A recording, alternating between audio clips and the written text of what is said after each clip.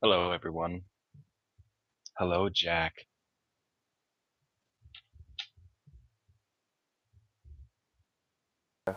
Check, check, 1, 2. Check, check, 1, 2. Make sure you have your volume turned off on the stream so you don't echo. Yes, that is a good idea. Okay,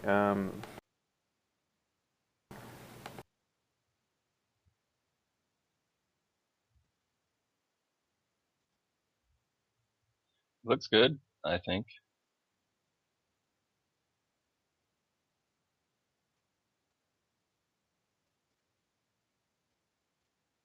Right. Yeah, I won't be doing a lot of moving or painting, so I think this will work out.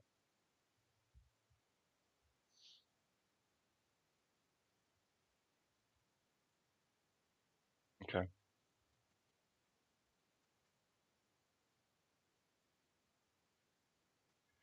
That's fine with me. Behind the scenes.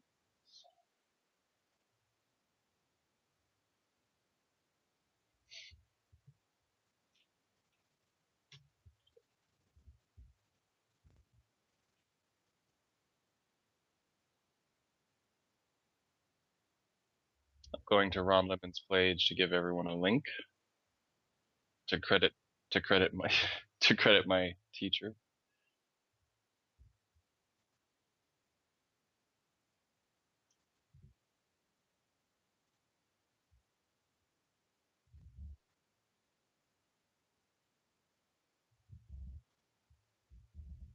I am muted.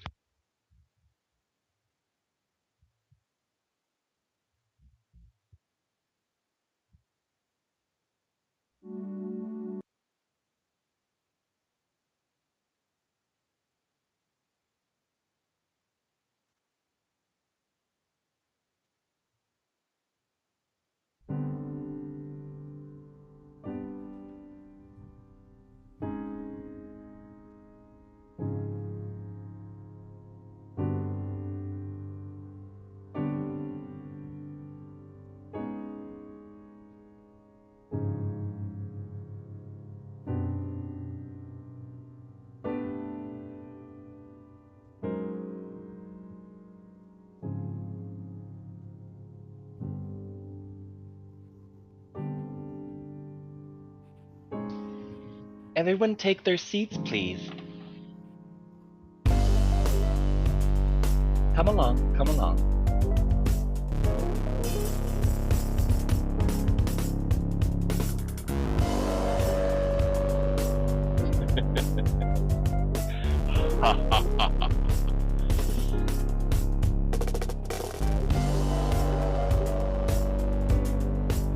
I know.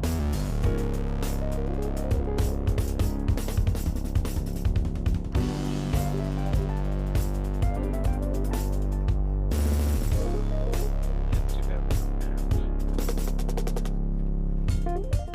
You can't go back now.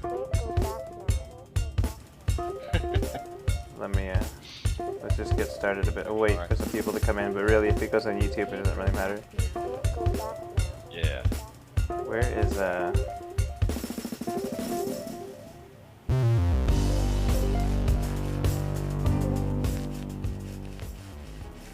That's from Taming the Dragon. You Can't Go Back Now, by Brad Mel Meldow. Brad Meldow. I think that's how you say it. Got 2 viewers. I think that's you and me. 2 viewers in. So, Carlton and Michael. We could do our intros now, and then for YouTube it'll work. And then, for anyone that comes in, we might just say hi again. But, Okay, sounds good. do your spiel, and then I'll do mine. Hello, everybody, and welcome to the stream. My name is Carlton Tomlin. We're giving a little introduction, definitions on No-Tan and the techniques of shadow shapes, as taught to me by Ron Lemon and Sterling Hunley from the Resting in Peace art department. I was like, what is it called now? Yeah. So, Yeah. And without further ado, compadre extraordinaire.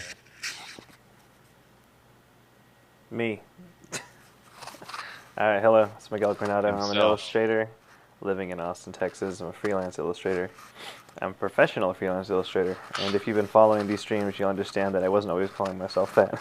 So, Carlton and I, we'll give everyone an update as soon as more people get online on the stream. But today we're going to talk about shadow shapes in No10. And it's, in a way, just me getting Carlton to teach me on live stream. So he's going to talk about that stuff, and we'll probably do some paintovers from the Crimson Daggers for him. And I'll probably be painting some. I think I might paint some fan art for Steve Lichman while we talk until you get your talk going. But as we wait for people to come in, I'll start working on something, and then when they come in, That we'll sounds switch over. lovely. Oh, well, that sounds great. Oh, that sounds nice. Look at this scary. Oh, so this is like anime from like the earliest, like the 1930s, and it's like Whoa. this one here on the bottom. It's from a propaganda film that it starts off like with these cutesy animals like joining the military, and it's all like cutesy. And at the very end, it gets in this intense battle, and like this is one of the screenshots from the battle. This monkey like comes up from behind a ridge with a bayonet, and it starts killing like Englishmen.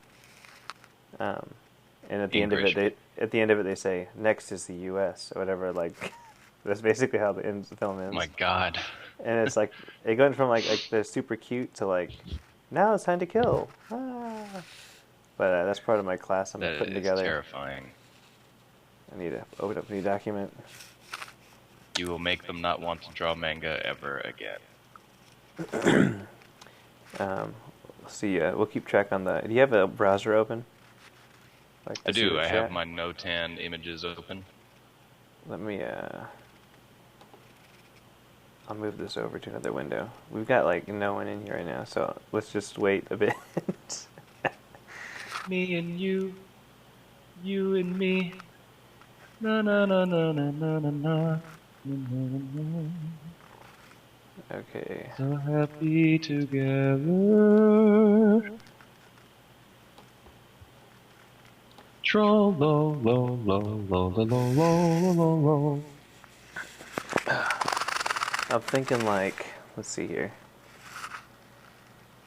We'll get something. Oh, I should have shared that link in the Skype group, because that Crimson Daggers is a Skype group that Oh, yeah, there's a Skype group. yeah, but then it's like I think I just quit out of them because it kept annoying me with the updates. Oh well. Cool. Well, you know what? Look at my stuff. Let's just get started with our talk anyway. Let's just get going on like our week, like how our week's been, and I mean lots of Matte it obviously. paintings. Yeah, but you can start explaining, and let me. What the hell am I doing? Oh, I'm looking up a reference photo. But go ahead and you can go. Yeah, this week has been actually big milestone for me, I think. Got a job at an art supply store. It's very fitting, part-time, so I can freelance. And we've been doing some work on a semi-small sci-fi production called Hard Reset for a director named Deepak Chetty. And I did not want to say Chopra. It was so close. But he's been a great guy to work with, and like it's really been a learning experience, just like pushing ourselves and working with me, Miguel Coronado, a friend of ours named Ron Stevens, Miles Wadsworth, and Matt. What's Matt's last name?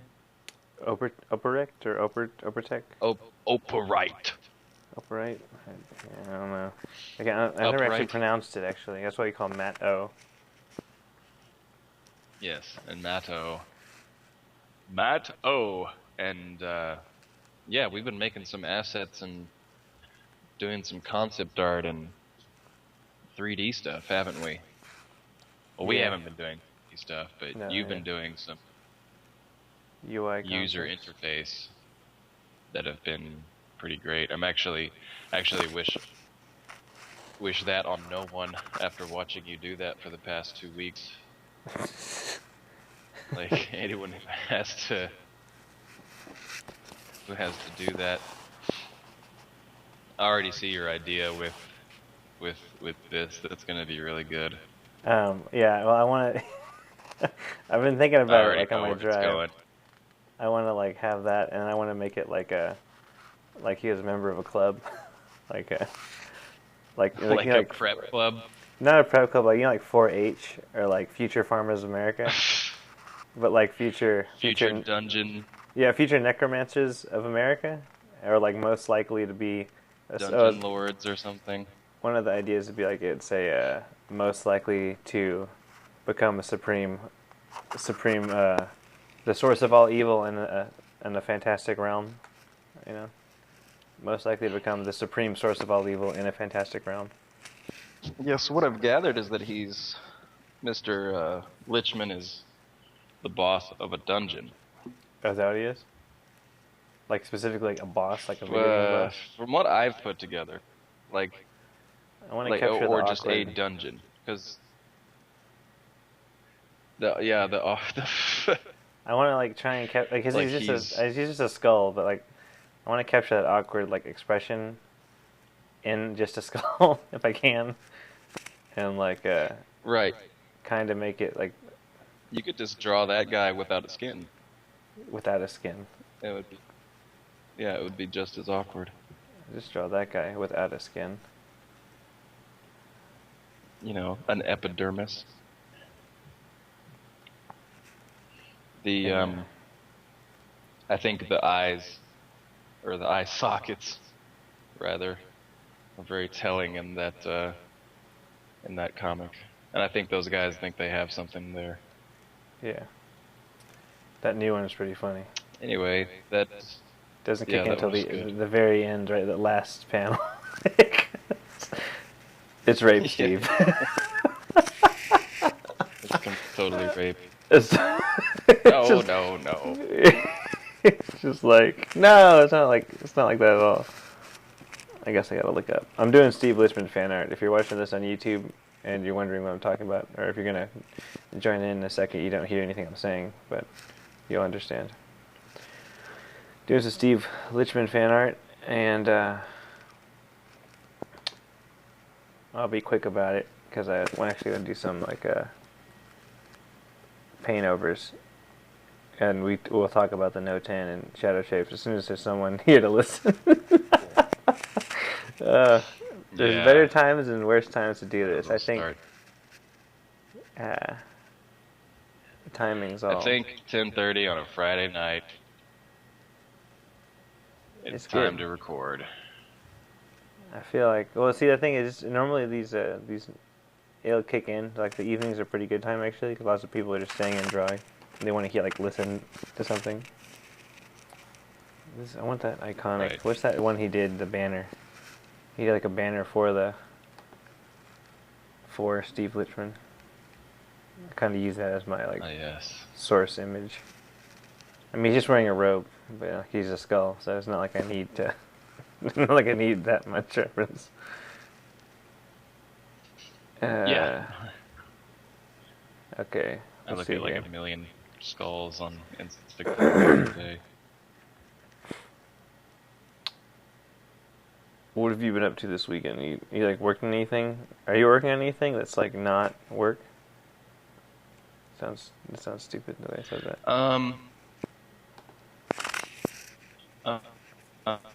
I mean, I am working on that goblin. I haven't worked on him since we've started for the most part. Okay. I can pull him up. You should show that off, yeah. Quick.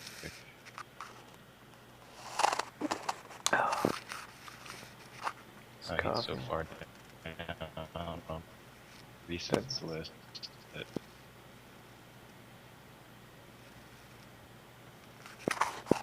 Just been opening up other things.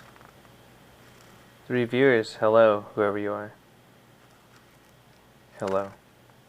We're gonna talk about stuff in a bit when more people show up. So if you're like Hey, hoping for someone we might know. if you're hoping for like information, it's not gonna happen yet. Oh, here we go. It's just a purple skull. I don't really know why I'm looking at this. I actually I don't want to put him in the robe because that's too new. I'm gonna go ahead and keep him in the shirt. Right, he needs to be like a school uniform.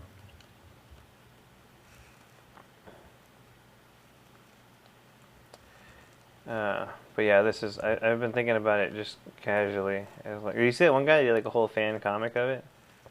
It was pretty funny actually. No. He basically did his own little fan Dedication comic. right there. I mean, it was like a one page, you know. He's like he did his own like little fan version of it, and it was like a nice. It wasn't like a. It was like a a nice fan thing, and not like a weird like whoa, why are you making your own, you know?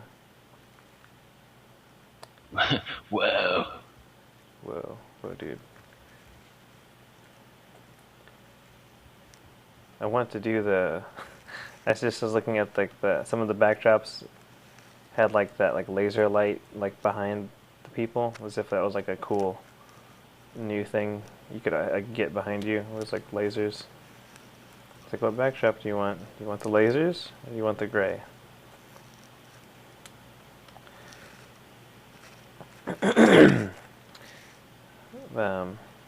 I can't see the chat if I want anyone's the trying to chat. lasers, Mr. Bond. I'm watching the chat. Cool. If anybody wants to talk, they'll have to go through me first. That's good. I think I should always be aware of my inflections when I say these things, because if anyone wants to talk, they'll have to go through me first. You know. Oh yeah. Could be yeah. Really Could be that. misconstrued. Yeah, you better be careful because someone might think that you're inviting them to something. Go through my butt. God damn it. I picked up the Spectrum, the newest Spectrum, a copy for myself. Just looking through it briefly. 20, right? Yeah, that one you have. It's pretty good. I mean, like it's pretty. Yeah. It's really good. I've seen it already. I just wanted to get my own copy, and I have money now, so Right. I bought the copy, and then I bought this. Have you heard of the Lorenz Archive? The Lorenz Archive is basically like a marketing annual. I think it's annual. It might be like a bi-monthly, but it's like it shows off like creative ads from automotive ads, from like cosmetic ads, and it tells you like who the art directors were, who the photographers were, who the if there was an illustrator involved, who the illustrators were. It breaks down. It's kind of like Spectrum, but like it's a little more frequent. Because it's like for nice. literal like it's either print ads, they got a section for film and like video stuff, and you can like look up who did what and like what they do. And it's a lot like if you do fantasy illustration, think of it like a Spectrum, but it's like for marketing and like ad campaigns. So like there's like Starbucks ads, but you can see like who did the digital art for the Starbucks ad to like make the 3D things or whatever. And you can like look up their website, and it has the art directors and or the marketing company that did the job. It's just like really, really useful. I mean, it's just useful. You get to kind of learn who's who, what's what, and if you're trying to get into marketing, because they do lots of editorial illustrations in there. Yeah. And the other, I was almost gonna buy the 3x3, and that's like the editorial illustration magazine. It's like it's one of the only ones. It was like one of the first. It's just illustration, and it's just like editorial style. But they had their annual at Barnes & Noble. It's like about $30, and it's like their awards for that year, like the Gold Award for comic, and like it's like a little book though.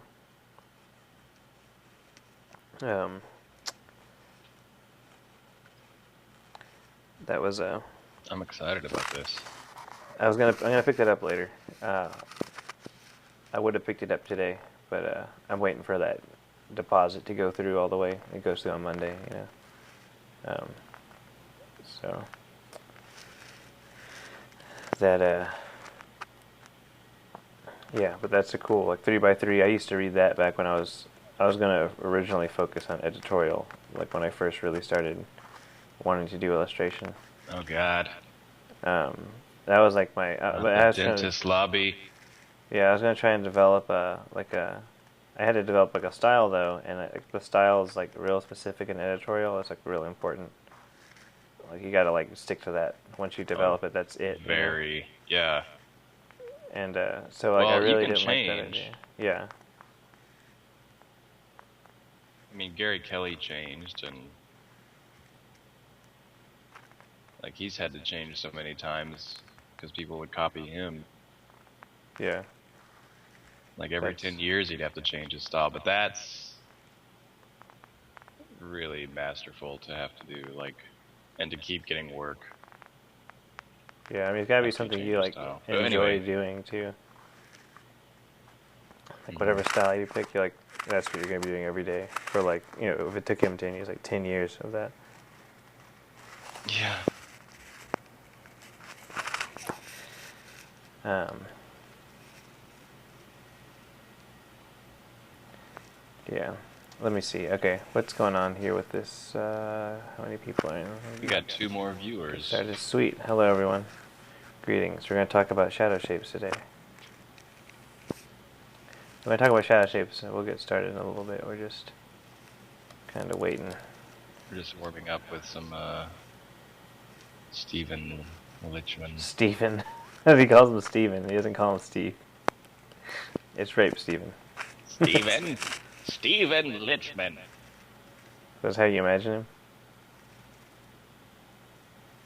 Oh yeah, I can hear his voice in my head quite clearly. I always like imagine No. I've been imagining him, I think, It's like over, asshole. whatchamacallit. Like I imagine like that first episode when he starts talking, he almost starts with like a more normal voice, but then like when he realizes the guy doesn't want to hang out, he kicks into like his like evil voice, but then like he has like a normal chill voice he has. Especially like later on when the guy hang out. like yeah, like the guy's like not there to hang out with him, so he's just like, fine, just fucking kill me then. But like at the beginning he would start off like I mean I think that whole time he would do like his normal voice, then like he'd kick into like the classic Lich kind of voice, and then when he gets let down and kind of gets back to himself, he like drops it. It's just it's just an act of like being the scary Lich. Like Yeah. what do we have here? A guest, yes, warrior, brave, and then all of a sudden he's like, I'm here to slay you, Lich, and he's like, ugh, fine, just fucking kill me then. Like he just drops it all, like becomes depressed. That's kind of how I've seen it. Almost like that Ghost. What was it? Space Ghost? Like Space Ghost? Like having that like just they're like super fanciful characters. Like Space Ghost, like the Cartoon Network, or not the actual cartoon. Like having like the fanciful characters just be like really normal. Piece of shit. Yeah. The piece of shit. What? I agree. I think this is the original. Oh, the original show. No, I think yeah. I think this is quite good. I mean, I think they probably know that it's catching on. I mean, for a webcomic, it could go pretty well. And then, it's nice to see just a quick, loose daily thing. But I think the hardest part they'll run into sooner or later, unless they're talking about it every day in live streams or something. But, like, the hardest part is that creative. But I guess they've been doing that for a while. They've been writing for Yeah. their own IPs. It's just the next step.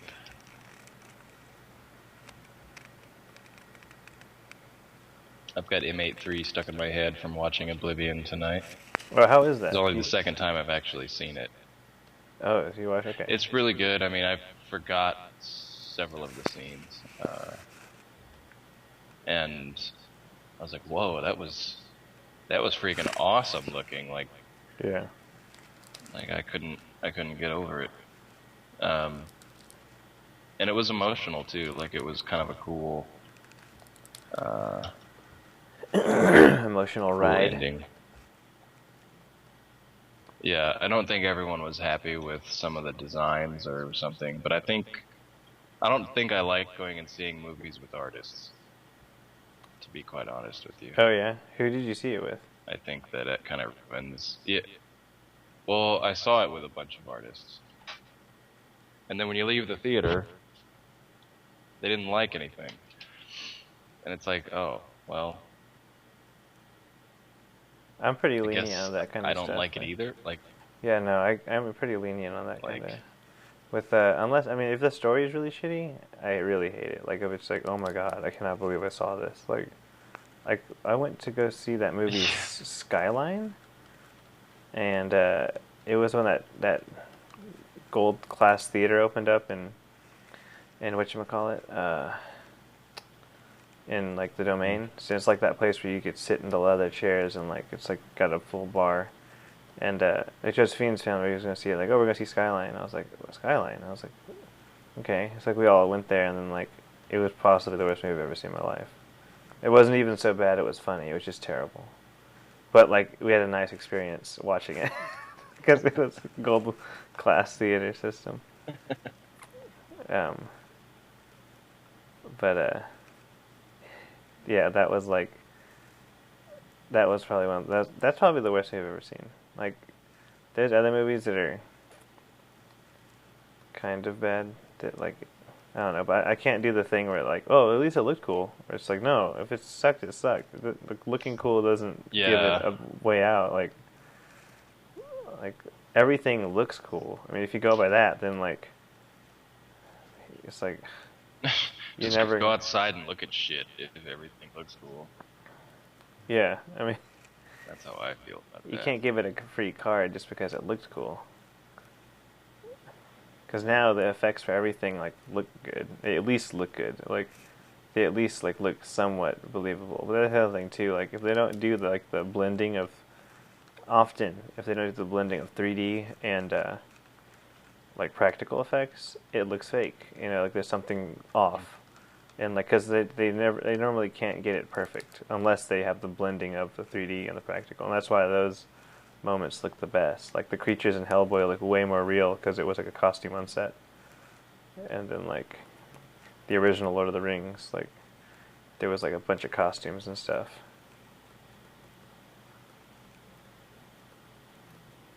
Yeah, like if you don't, I mean, have a little bit of the cool, a little bit of the practical, a little bit of the real. That's what like yeah, the mix is where it Well, works out the best. where the cool designs happen, and then, but yeah, I mean, the effects as well. It goes the same direction.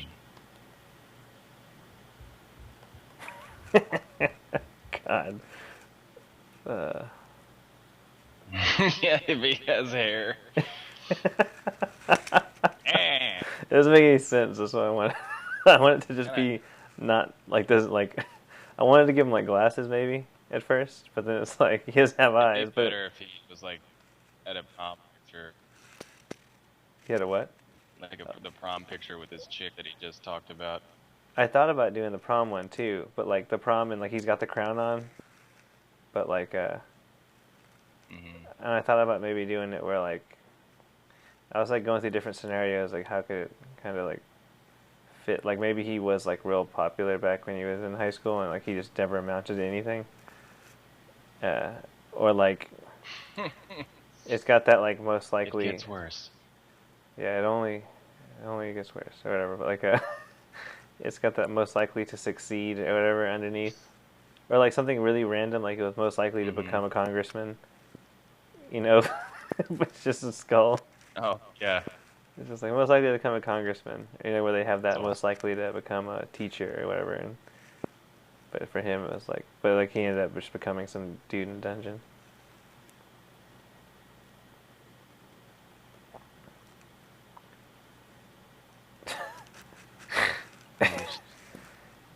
Yeah.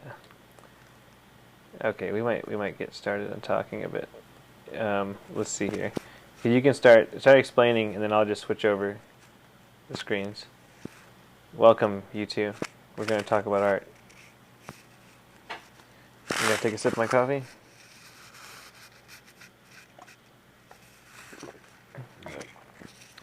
Oh, I guess as far as my week goes, I've been working on the same project Carlton's working on.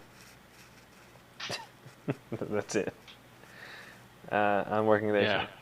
Yeah. I'm working there too, and I'm working freelance in the evenings, and I've been stupid busy, and I have no free time. Except I'm almost done, so I will have free time. So I'll finish up stuff tonight. Yeah, I'm and gonna probably play tomorrow morning. a video game for like 30 minutes. Oh, when you're done. Yeah. That's Yeah. like Very slacky. So, recently a lot of times I've been referring to Miguel's drawings, and I say, oh, he was using some brush one time, and it came out really fast, and he was pleased with the outcome and the amount of time that he had used with this brush, and he was like, it has a really cool effect, and I looked over to see what he was doing, and he had busted out all of the shadow shapes extremely quickly. And I just said, oh yeah, it's got like you had this really cool effect where it goes, you've got all the shadow shapes down. And he was like, oh yeah, he doesn't know what the fuck I'm talking about. And yeah, I was like, oh yeah, I got that. Just- yeah, I got those down. and he's sitting there, what does that mean? What does that even, so when and I say shadow shapes because in school that was one of the easiest terms to use to communicate in critiquing of pictures with teachers who were professionals for a really long time. And with Miguel, it's hard for me to remember that he was in my school for a short period of time, but he Like 4 classes. didn't have a lot of the same teachers, or Literally 4 classes. and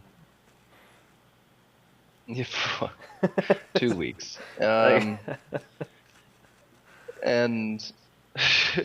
2 classes a week, and I thought that this was something that you kind of, it was interesting because you forget that the terms you don't realize that you now know, other people don't know what the hell you're talking about, and you have to say it, like repeat, like, and what I mean by this is, and so when you're actually, and it sounds really annoying when you're being told stuff you already know, that that the person doesn't know, like shadow shapes, right? And and to me, this was a very simple idea that I learned very early on, and all it is basically stems from the term notan, which is a Japanese word that it describes the separation of 2 tones and the action between them. When you Google notan, you'll get a bunch of crazy black and white, very contrasty, You want to switch over? really shitty line art in some of them.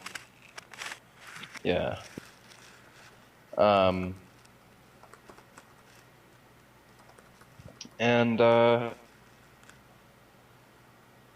But what you end up getting, Stephen Lichman, class of 1998. Alright, hold on, let me switch over. Steven. Let me Get down here. You're grounded. Here you go. Skype. No, not CJ. I'm talking to Carlton. Here we go. This will be easier. Now people can see. Hey, wait. I'm gonna maximize it. Is that showing? Live, Ron. Is this showing on your screen? On the stream? No, I don't see it on the stream yet. You don't see a full screen Skype.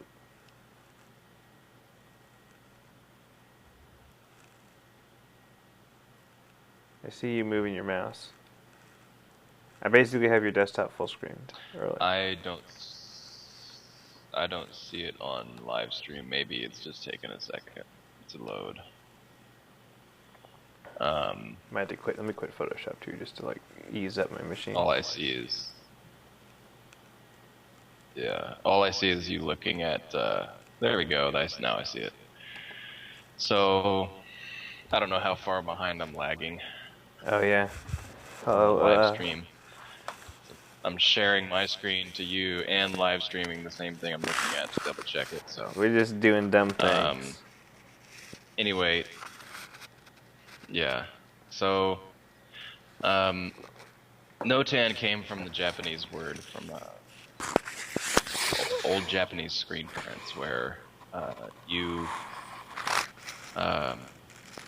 the relationship between black and white is Notan itself, or black and gray, or white and gray.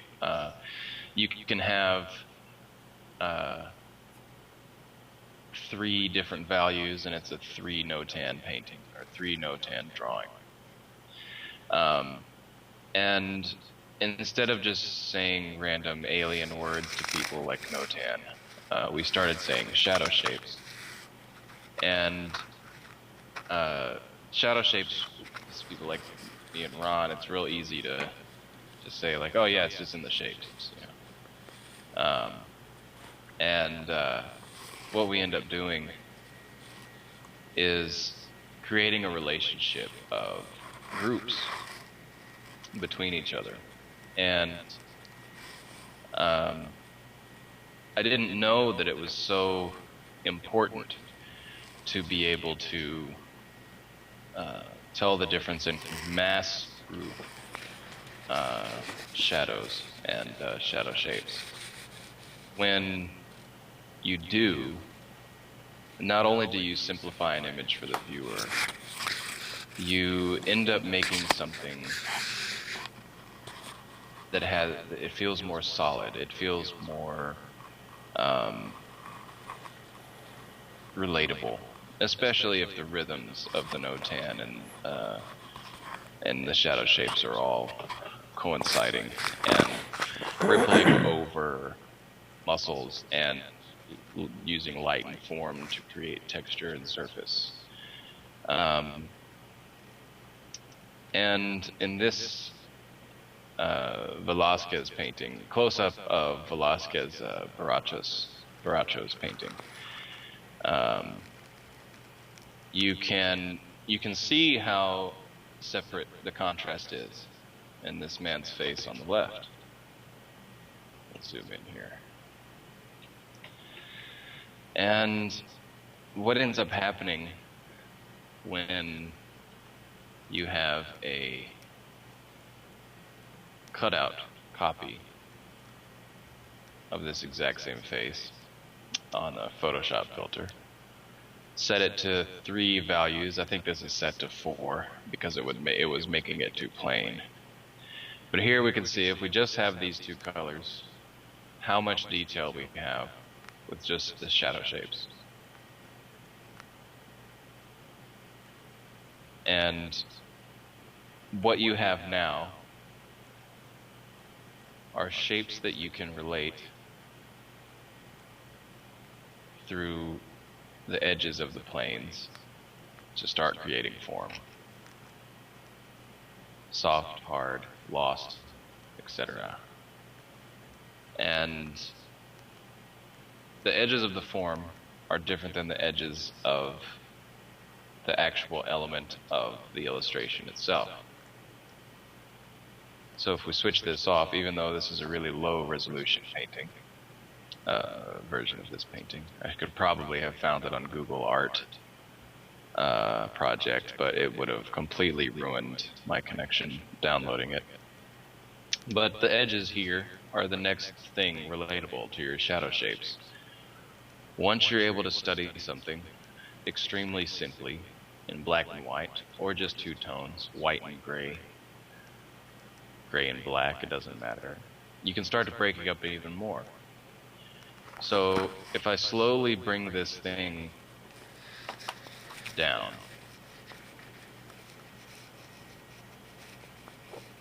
between black and white cutouts, paper cutouts like South Park, and to its original painting, you start to see the darker elements creating core shadows and occlusion shadows coming through. And when you start to have the edges of all of these core shadows and occlusion shadows inside of your entire shadow shape, you start to create that interest in that high realistic thing that Velázquez is known for. Yeah. One of the things that you may be able to tell from this picture is that a lot of the information in this picture is in the light side of this gentleman's face. I learned this from George Pratt, John English, and Sterling Hundley, illustrators who teach at the Illustration Academy. And George always said, you either put the information in the light or you put the information in the dark. Choose one. It doesn't matter. Well, it does matter in the sense that what kind of story you're trying to tell. If you're making an overarching dark illustration, of course, all of your information is going to be where? In the dark. So, shadow shapes. And You mean dark thematically? since this gentleman's face, yes, dark thematically, yeah. And if this gentleman's face is majorly is in the light, then we're not quite ready for the classroom my yet, English, kids. We'll be there. my English needs some major tweaking. Then a lot of the information can be put there. So if you think about like someone like Anthony Jones, if he has a rim light on something, he's not going to put a bunch of information in the rim light. If the majority of his drawing is in the shadow that's maybe receiving an ambient reflected light or something. And there is no, if you look here, there's literally, oh, it got that stupid grid. There's literally no information You can turn that in off this in the man's view, ear. the view mode. So if you look into the ear of this particular character, there's no information in that part of the painting. I'm just repeating it because it might be lagging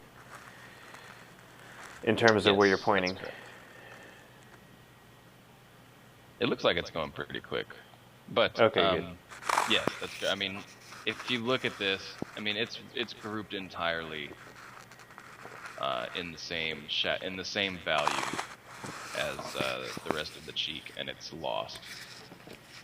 There may be more detail in a higher resolution painting, but for this, it actually demonstrates what I'm trying to explain.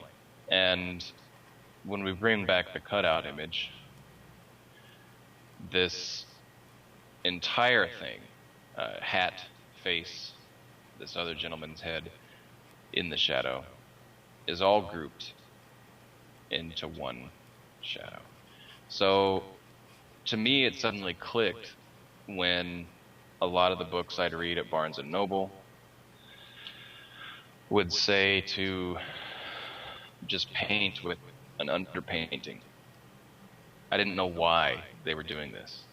A lot of them didn't explain why they were doing this. They were just saying, this is how you do it, because that's how the author learned it in class, most likely. These overarching theories, like, aren't going to be explained in a lot of those starter books that we all probably bought and read so long ago.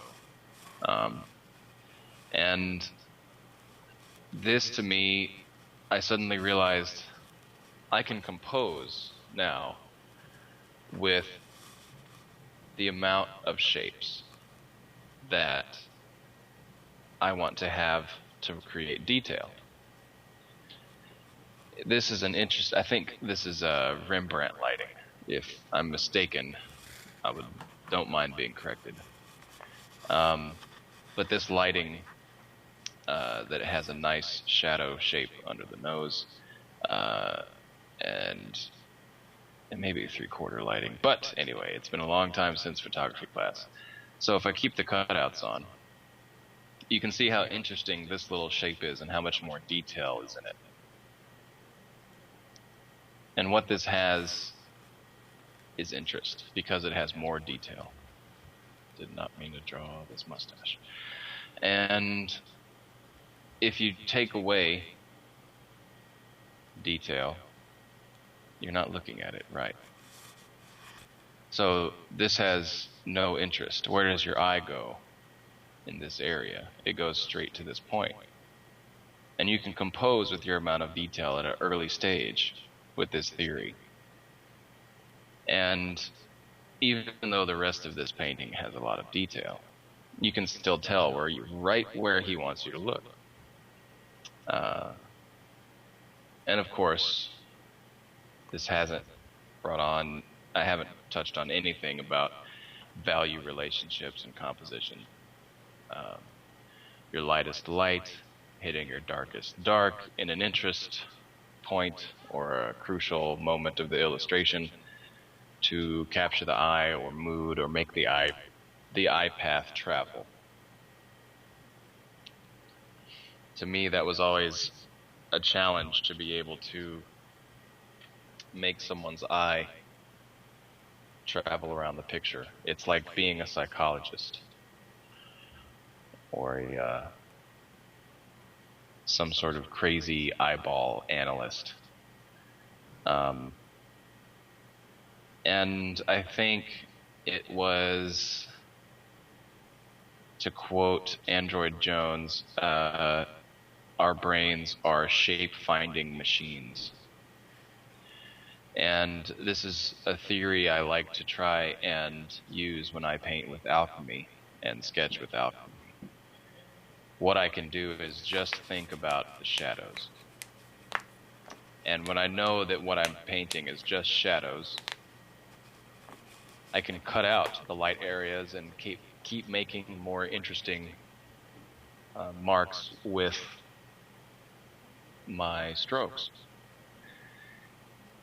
So once you can have this theory in mind and compose with this theory, you can decide how much detail you want in which area of your painting and why. If we look at this man's face, there's literally no detail in the shadows. I mean, you cannot see his face at all. Like, it's just, is it mysterious? Who is this man? Is he, a dusky fellow?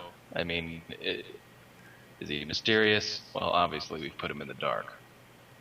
What do you read him as? It looks like he's begging for money. And that guy is annoyed. Like, that guy's expression was like, beat it.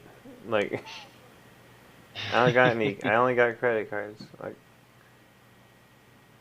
this is what Steve Lichman looks like alive. I think that, like, even here, there's a lot of information in this man's face. I think that since this illustration was decided that by Velázquez, the information would be in the light, he kept to that rule throughout the entire painting. So I hope now, Miguel, when I say your shadow shapes look pretty good, those look interesting,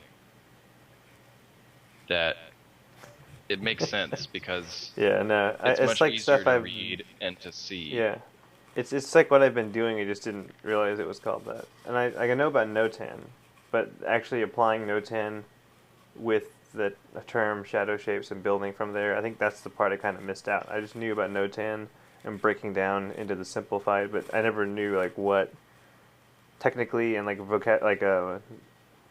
verbally, like what do you do from there? Like how does it help if you were to explain it? Because I go through a similar process when I work. I just don't call it. I mean, I just call it starting with two values, and using your full range of value, but starting with just two, and then building on top of that until you get all the depth you want.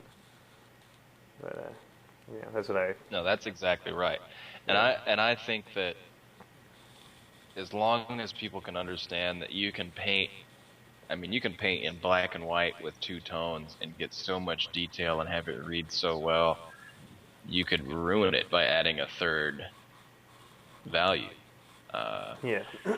or a fourth value. I mean, a lot of paintings, if you break them down, really only have maybe 3 or 4 values tops. I mean, really high academic drawings, yes, they have the full 9 value range.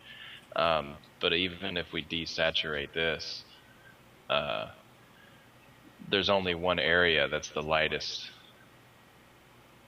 in this entire section of this painting, and the relationship is really close between light and dark throughout, which of course unifies the whole piece. So unification, rhythm, edges, shadow shapes.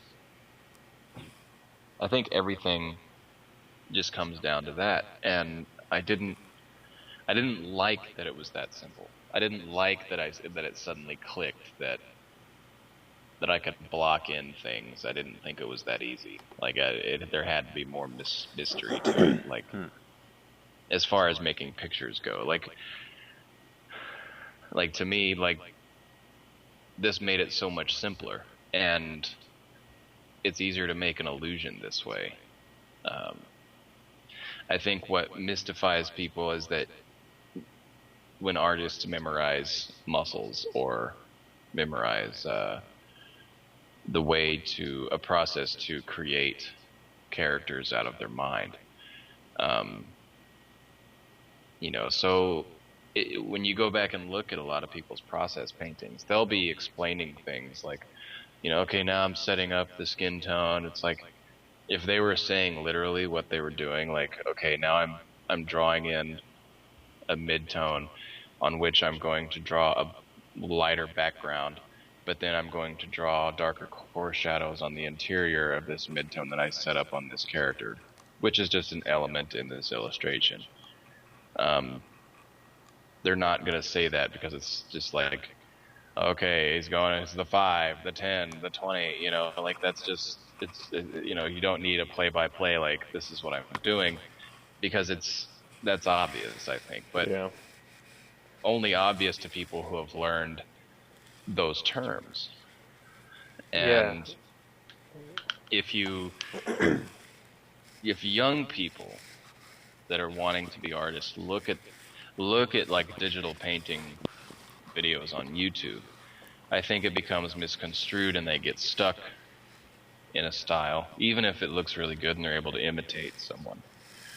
They get stuck in a style because they don't know how to control the difference in. I think I saw someone posted a Dave Raposa like fan art piece the other day or something on Instagram, or I don't know if it was Instagram or Facebook, but it was the exact same lighting that Dave would use when he was painting a portrait. Very strong upper light or lower light, and a nice, interesting light hitting the rim of the character, or lights coming from 2 different directions. and maybe one's silver and one's orange, and it has an interesting contrast. But when young digital artists look up to that and don't make the decisions for themselves, and this isn't like a lash out at any artist in particular, but like what that does is it puts people in a box when they don't realize it because they think that's correct.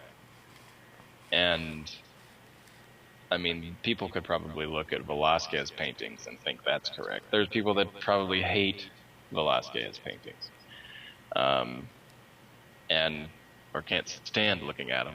It's whatever. Because I think that the power lies in the artistic license and the bravery that you have to make the choices to tell a story with shapes, and that's what it is. It's shape language.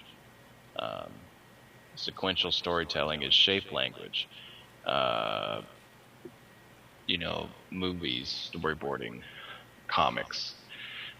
It's just telling stories with images. How we see something, we see through shadows and contrast. Even those people who are colorblind, like we're gonna see shapes. Yeah. In black and white. I mean, totally like people who can't see color. And what you end up having is a language all of its own that you have to be able to relate to other people, and people can tell when it's wrong, even if they're laymen. Like, that drawing sucks. It's like, oh God, why does my drawing suck? This guy can't draw, but he knows it sucks. Like, he can't draw, so he must be wrong. It's like, well, not really. Depending on how big an artist's ego is, or because they own equipment or a Wacom, or want to be seen as doing something. I think that really interferes with wanting to understand a draft. Basically, in my layman opinion, a drafting skill. Yeah. This is, for what we're looking at this moment, this is just a rendering of light and form, and it's just arranged to tell the story. This was posed, and the people were set for several sittings or several weeks. I don't know. I haven't read the history on Velázquez with this piece, but I've read a couple of other histories. So, to me, when I see something really well rendered now, I think, well, that's nice. They had time. Yeah. Like, that's cool. They had time to finish that. That's cool. I don't think, oh my God, the light and the form. Like, oh, how did they do that? It's just like, oh, they had 2 weeks to work on that. That's cool. Like, that's. Yeah. I want 2 weeks to work on something. That'd be really great. And I don't feel like angst. Like, oh, they're so much better than me. How am I going to get there? It's just, and I think that everyone feels that way. It's like that no one thinks they'll ever get to this level,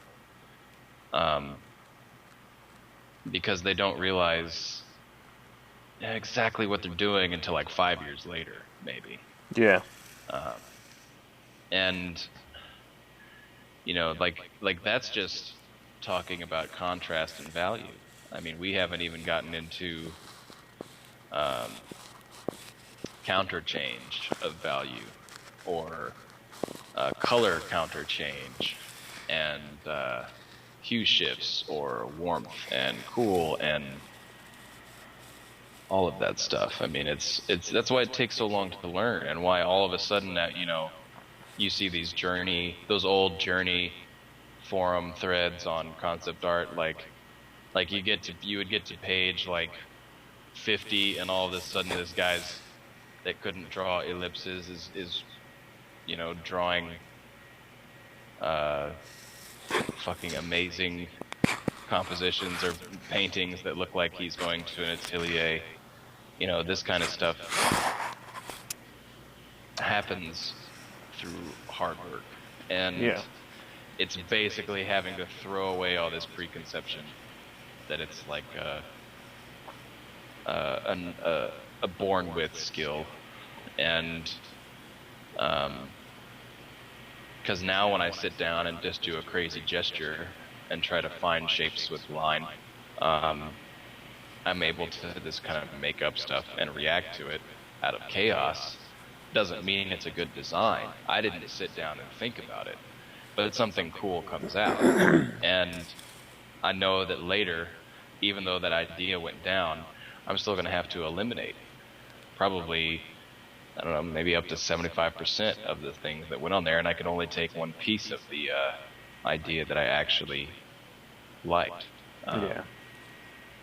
And I think that if you can think in one of two ways, either linearly or painterly, a painter's eye, thinking in shapes, would probably get what we're talking about faster than someone who likes to draw linearly. But I don't think that someone who draws linearly isn't going to be able to understand this, because if this was drawn with a pencil in 3D, and the Z space was all thought out and everything was well lit and ready to be shaded, toned, that they would start grouping entire shapes, shadow shapes together, but it would just take longer because they have a smaller tool. And they would match the values of entire sections in order to communicate that those shapes are relatable and are relating to each other.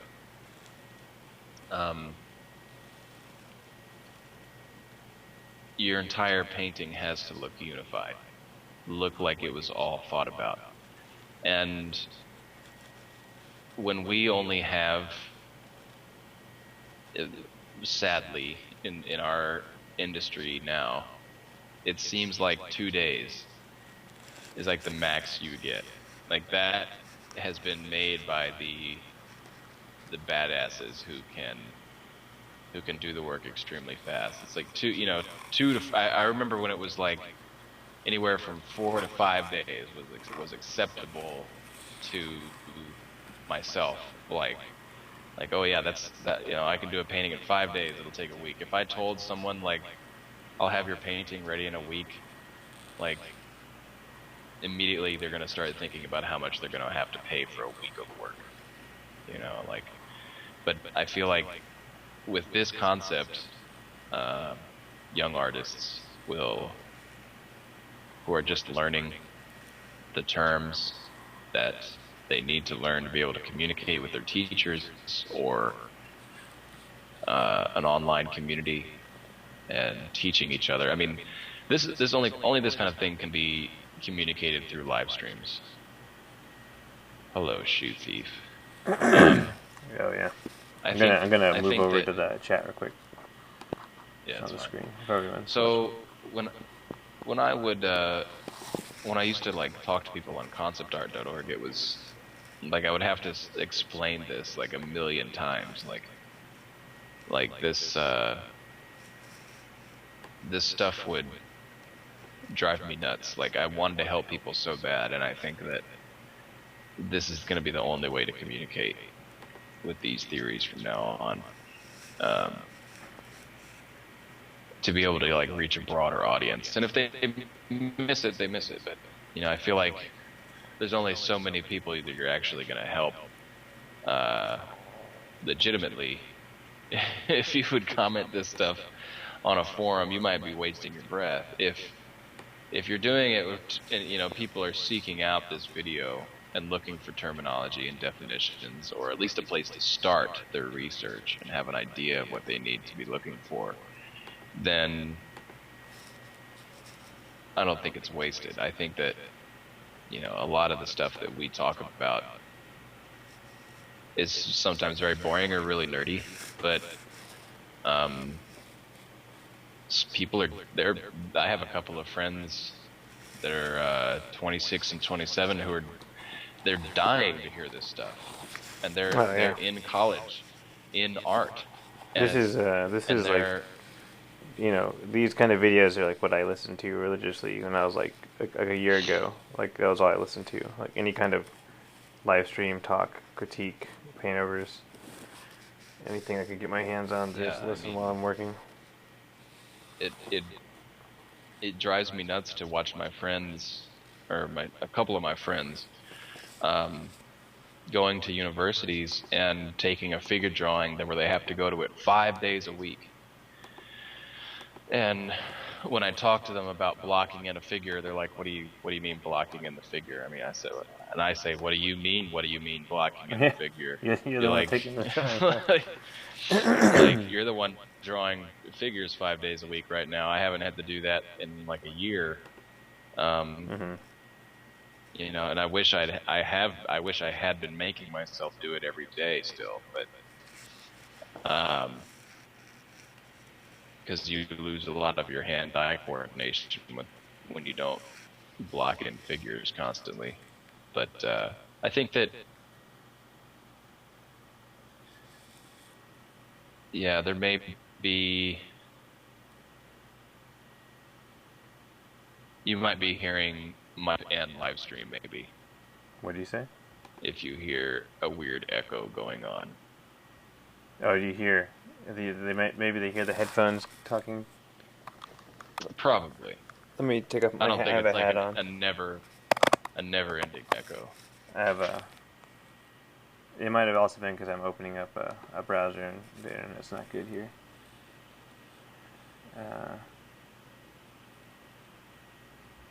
I'm looking up some stuff on the forum to see what piece I want to pull in for a Paintover. Actually, I'll be right back. You know what? I'm going to pull the Skype back up. Did you want to show the piece you're working on? That goblin? Sure. Pull up your goblin, and I'm going to grab some coffee, and I'll be right back. And I'll pull up something I was working on, or whatever. I don't know, but I'll be right back.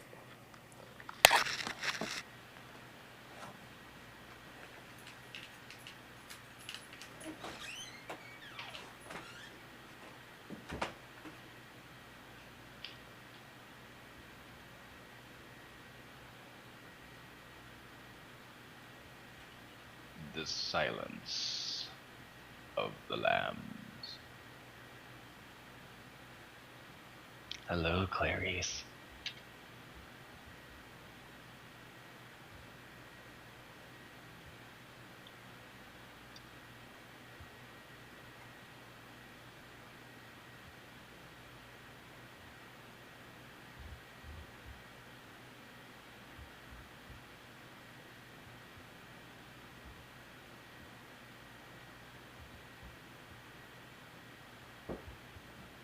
Thank you, Mr. Shoe Thief.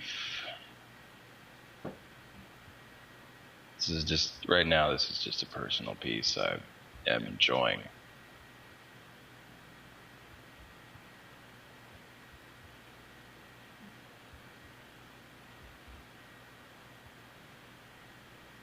Thinking about shadow shapes. I don't know if you caught any of my spiel.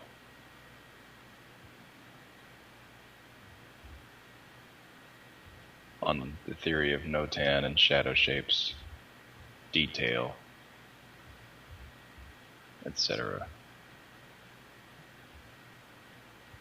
Well, it should be on the YouTube's version of this. I think I got started on it about 20 minutes in.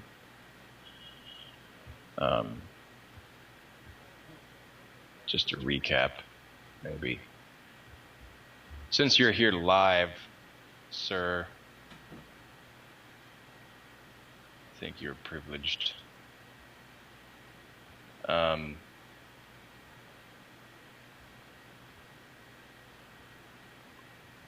So if you broke down this image into its base shapes, just two values, it would look something like this.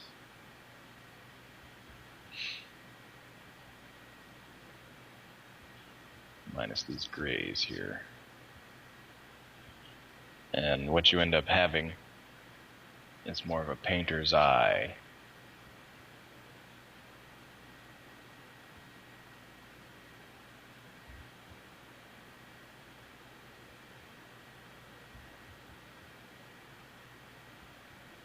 So the more detail you add into something, you're just adding more detail into the no-tan shadow shapes. Ron's talking about. Just got back with my coffee. That's pretty much it. I'm probably interrupting him, but you know, whatever. Screw that guy. Oh, hey, what's God. up? What's up? I'm back with It's like coffee. walking into class. Like, I'm sorry, here. We can sorry, start now. sorry, Mr. Oh, Tomlin. sorry, Professor. I mean, What? are you just working on your stuff right now? Did you just turn into Yeah, I Ron? was talking to Ron, damn it! I keep calling you Ron. I'm sorry, Ron. I'm sorry about that. I know that it's a big downgrade for Ron, not for you. Yeah. Ron's the only one suffering in this case. Anyway, Yeah, I'm not as good as he is. so all right, we're gonna get started on. I don't even know what I was gonna talk about, but let me close up. Paintovers. Woo! I'm gonna close up this. I don't know what you said. I'm sure it was great. No, I just gave the shoe thief a quick, brief rundown of what we talked about. Okay, cool. Shoe thief. It's a small group today. Everyone's out. School's out, man. Oh, he already It's finished. the summer. It's Friday night. I think if you pull something in from the forums, you should definitely talk about Grouping. shadow shapes and stuff.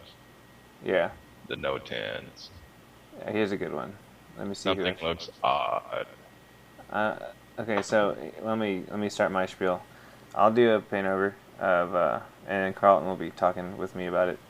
But this. Let me go get a drink because I sound like Steve Litchman right now. So my quick brief. I'm gonna do a Paintover from the Crimson Daggers forum. It's from the Seeking Critiques and Paintover section.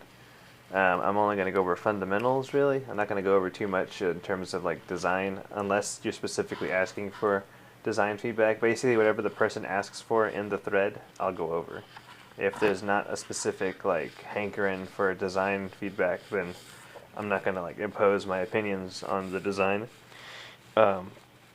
unless that's what they're looking for. So now there's certain things I'll talk about like design-wise that they're like logic in design. Like if they were to tell me this is like for like a futuristic sci-fi piece, I'd be like, wow, it doesn't read as futuristic sci-fi, you know. But that's like about it. So let me read. It's from the Crimson Daggers forum. It's from Bauto. It says, "Hey guys, I know something is wrong, but I can't really put my finger on it. I've tried more structured approach, but I put the focus." Okay, something's wrong. I can't put my finger on it. I have tried a more structured approach and put some focus on the composition. What I wanted is a clear separation of values, giving the viewers area of rest in the foggy parts while directing them to the guy on the right as the focal point. At least that was the plan, but now I'm completely unsure about everything. Could someone tell me what's going in the right direction and what I could do to correct prove it? This is like a good piece to go for. Oh yeah, this is totally right up the alley This is like the perfect of what piece we for were our talking talk. about tonight. You're lucky. You're lucky, Bauto, whatever your name is. Boat So let me. Boat Town. Oh, you know what too? I'll also give a quick spiel about this actions panel because I know like Anthony Jones released a Yes. video and he kind of talks about how you can. He released a plugin basically of his own actions, and you can upload his actions and use them with. Uh-oh, I got an issue. I'll be right back. Sure. Anthony Jones had a plugin where he basically he had all of his actions online when you downloaded this one video, and you can it gives you this little button panel that you get to work with on your piece. So basically it's a fully customized, here it is, I was looking for Wacom pen, sorry. It's a fully customizable menu, basically, a little menu you get. And I saw the little preview trailer of it, and I bought a couple of his videos, but I wanted to go ahead and just play around with this actions thing on my own. And so basically, I got a panel set up this last week. I think Carlton started using it too, and some of the guys from work. And if you're in Photoshop, you're going to see, hold on, let me go ahead and paste that image, and paste it twice. Basically, when you're in Photoshop, typically you have it set up kind of like this, where the actions panel is just a little, it's like a little playback sign. And if you click it, you got this drop down menu, and you got a folder, and you've got like a bunch of different actions, and it's kind of like a little list. And if you go down here and press play, it'll do things. Like if I press play right now on duplicate, it's going to duplicate my layer, right? And if you don't know about actions, they're pretty straightforward. It's basically an automated action of something you do in Photoshop, and you can record your own, or there's presets, or you can download other people's. So if you buy one of Anthony Jones's videos, he'll give you his action set. So I decided to make my own custom action set with the stuff I always do.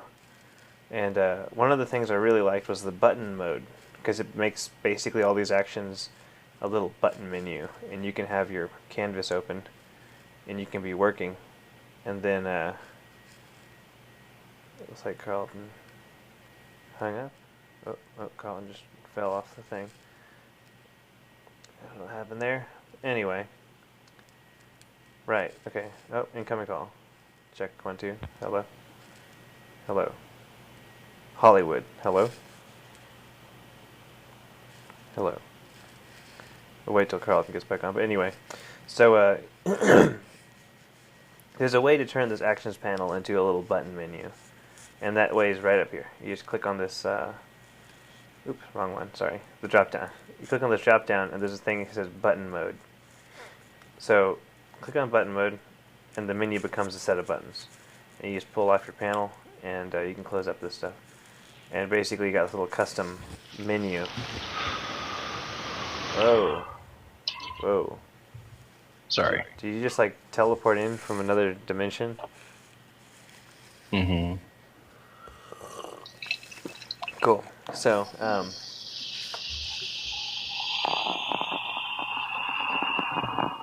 what are you doing? What is that? That was a Dr. Pepper Are you serious? being poured. Oh Jesus! Sounded like he went into space. That's awesome. It was like really loud. It was like.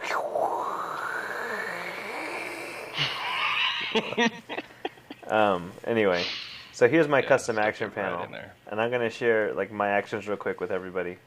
And then Carlton, you can actually share yours too, just to kind of give people ideas. I don't know, how many do you have? Give it a couple. Well, right? I made a few. Most of mine are only like rasterizing the smart objects when I import them for like matte paintings. Making a new layer and making it a clipping mask, or locking the transparency of a current layer. What it does is all the little buttons that you have in all of your different panels, you now have them all in one place, and they're color coded. Yeah. And it is extremely convenient, like locking transparency, new layers, flipping, everything. That's my dog. Everything ends up becoming so much more convenient, and I can't wait to customize mine further. So, yeah. Yeah. Here's kind of what I got. So, like I say, I started drawing. One thing I've got, like I've already got a hotkey set up to flip my drawing as I'm working, just to double check, like, what do you call it, proportions, and just making sure nothing's skewed.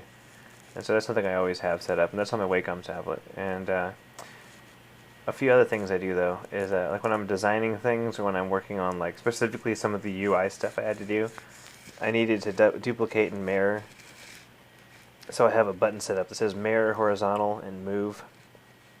Well, the first thing I have is flip horizontal. And this button exists for those times I just need to flip something. And I need just the layer to flip. Because when I flip my hotkey on my Wacom is actually flipping the entire canvas. You can't tell, but here, let me... So like all my layers are flipping whenever I... Okay, whatever. All my layers are flipping Click. whenever I click this button here. And then I could tell. when I just press flip here, the layer stays the same, you know, the orientation. Anyway, so, and then I have flip vertical. So this is all for like whenever I'm doing UI stuff, I can kind of, you know, have things just flip over, or whatever. But then for more, the more normal thing I do is I'll do like a mirror and flip. So I got a mirror horizontal, and you can't tell what happened just now, but it's basically, it's duplicated my guy here and flipped him. Let me delete that. I'll do it again here. So if I move it over, you can see that there's another. Oh, you know what happened? I painted the dude in the same layer. That's what happened. I was like, why isn't this working? Oh, that's kind of cool. Hold on. Let me re. Like, Crap. Hold on. All right, this will work. Fine. Okay. So he'll duplicate and flip. There. That's what I wanted. And it kind of just moves off to the side a bit, so I could just grab and drag. So if I wanted to like have him something like that and add him in, you know, I could do whatever I want to do to kind of combine him. And I got the same thing for a vertical. So like a vertical flip. And it just takes him, flips him, and it kind of moves him up just a tiny bit. Just like, and the movement for me is just because it helps me kind of see where he is in space. And then except for the screen, just throw that down. Then the other common things I got, like I just have a rotate 90. And you can do this in like the menu, you have a hotkey set up, but at the moment I want to kind of learn some of the more default hotkeys. Got just a regular duplicate, and that actually duplicates the layer, and the difference between duplicating a layer and copying and pasting, copying and pasting doesn't replicate exactly what's on the layer.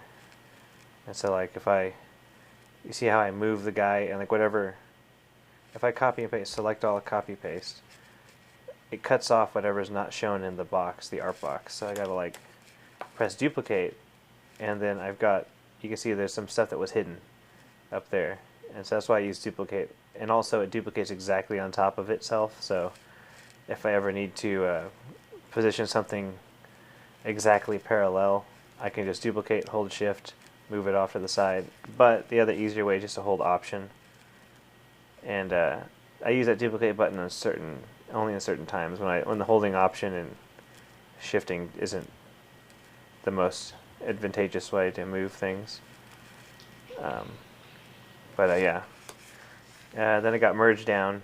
I have add layer. It adds a blank layer. I have add clipping layer, which it automatically adds a clipping layer, so I could take my whatever I'm working on, and it stays within the layer below it, right? That's yeah, you add more button. steps to your actions than I do. Yeah, I deleted the whole actions default and just did all my own from scratch, because I don't use any of the default ones, like vignette and stuff. I don't do that. I'm like, Yeah, like I literally just like make the buttons that Yeah. I like to use the most right there. this is a add layer, add clipping layer, add multiply layer, and then add multiply clipping layer. So it's just like, and then I have add overlay layer, add overlay clipping, color layer, color clipping. And I use screen and color dodge, but I don't use those as frequently as I use these.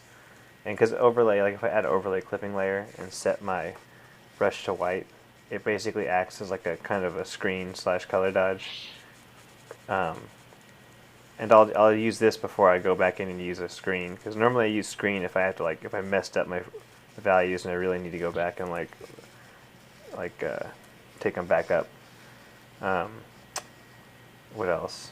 Oh, here's my favorite. Okay, well, I got a save process. So save process, this button, it automatically saves my file, and it takes a flattened version of whatever you see, And if you look down here, I've got this layer, which is my little shape.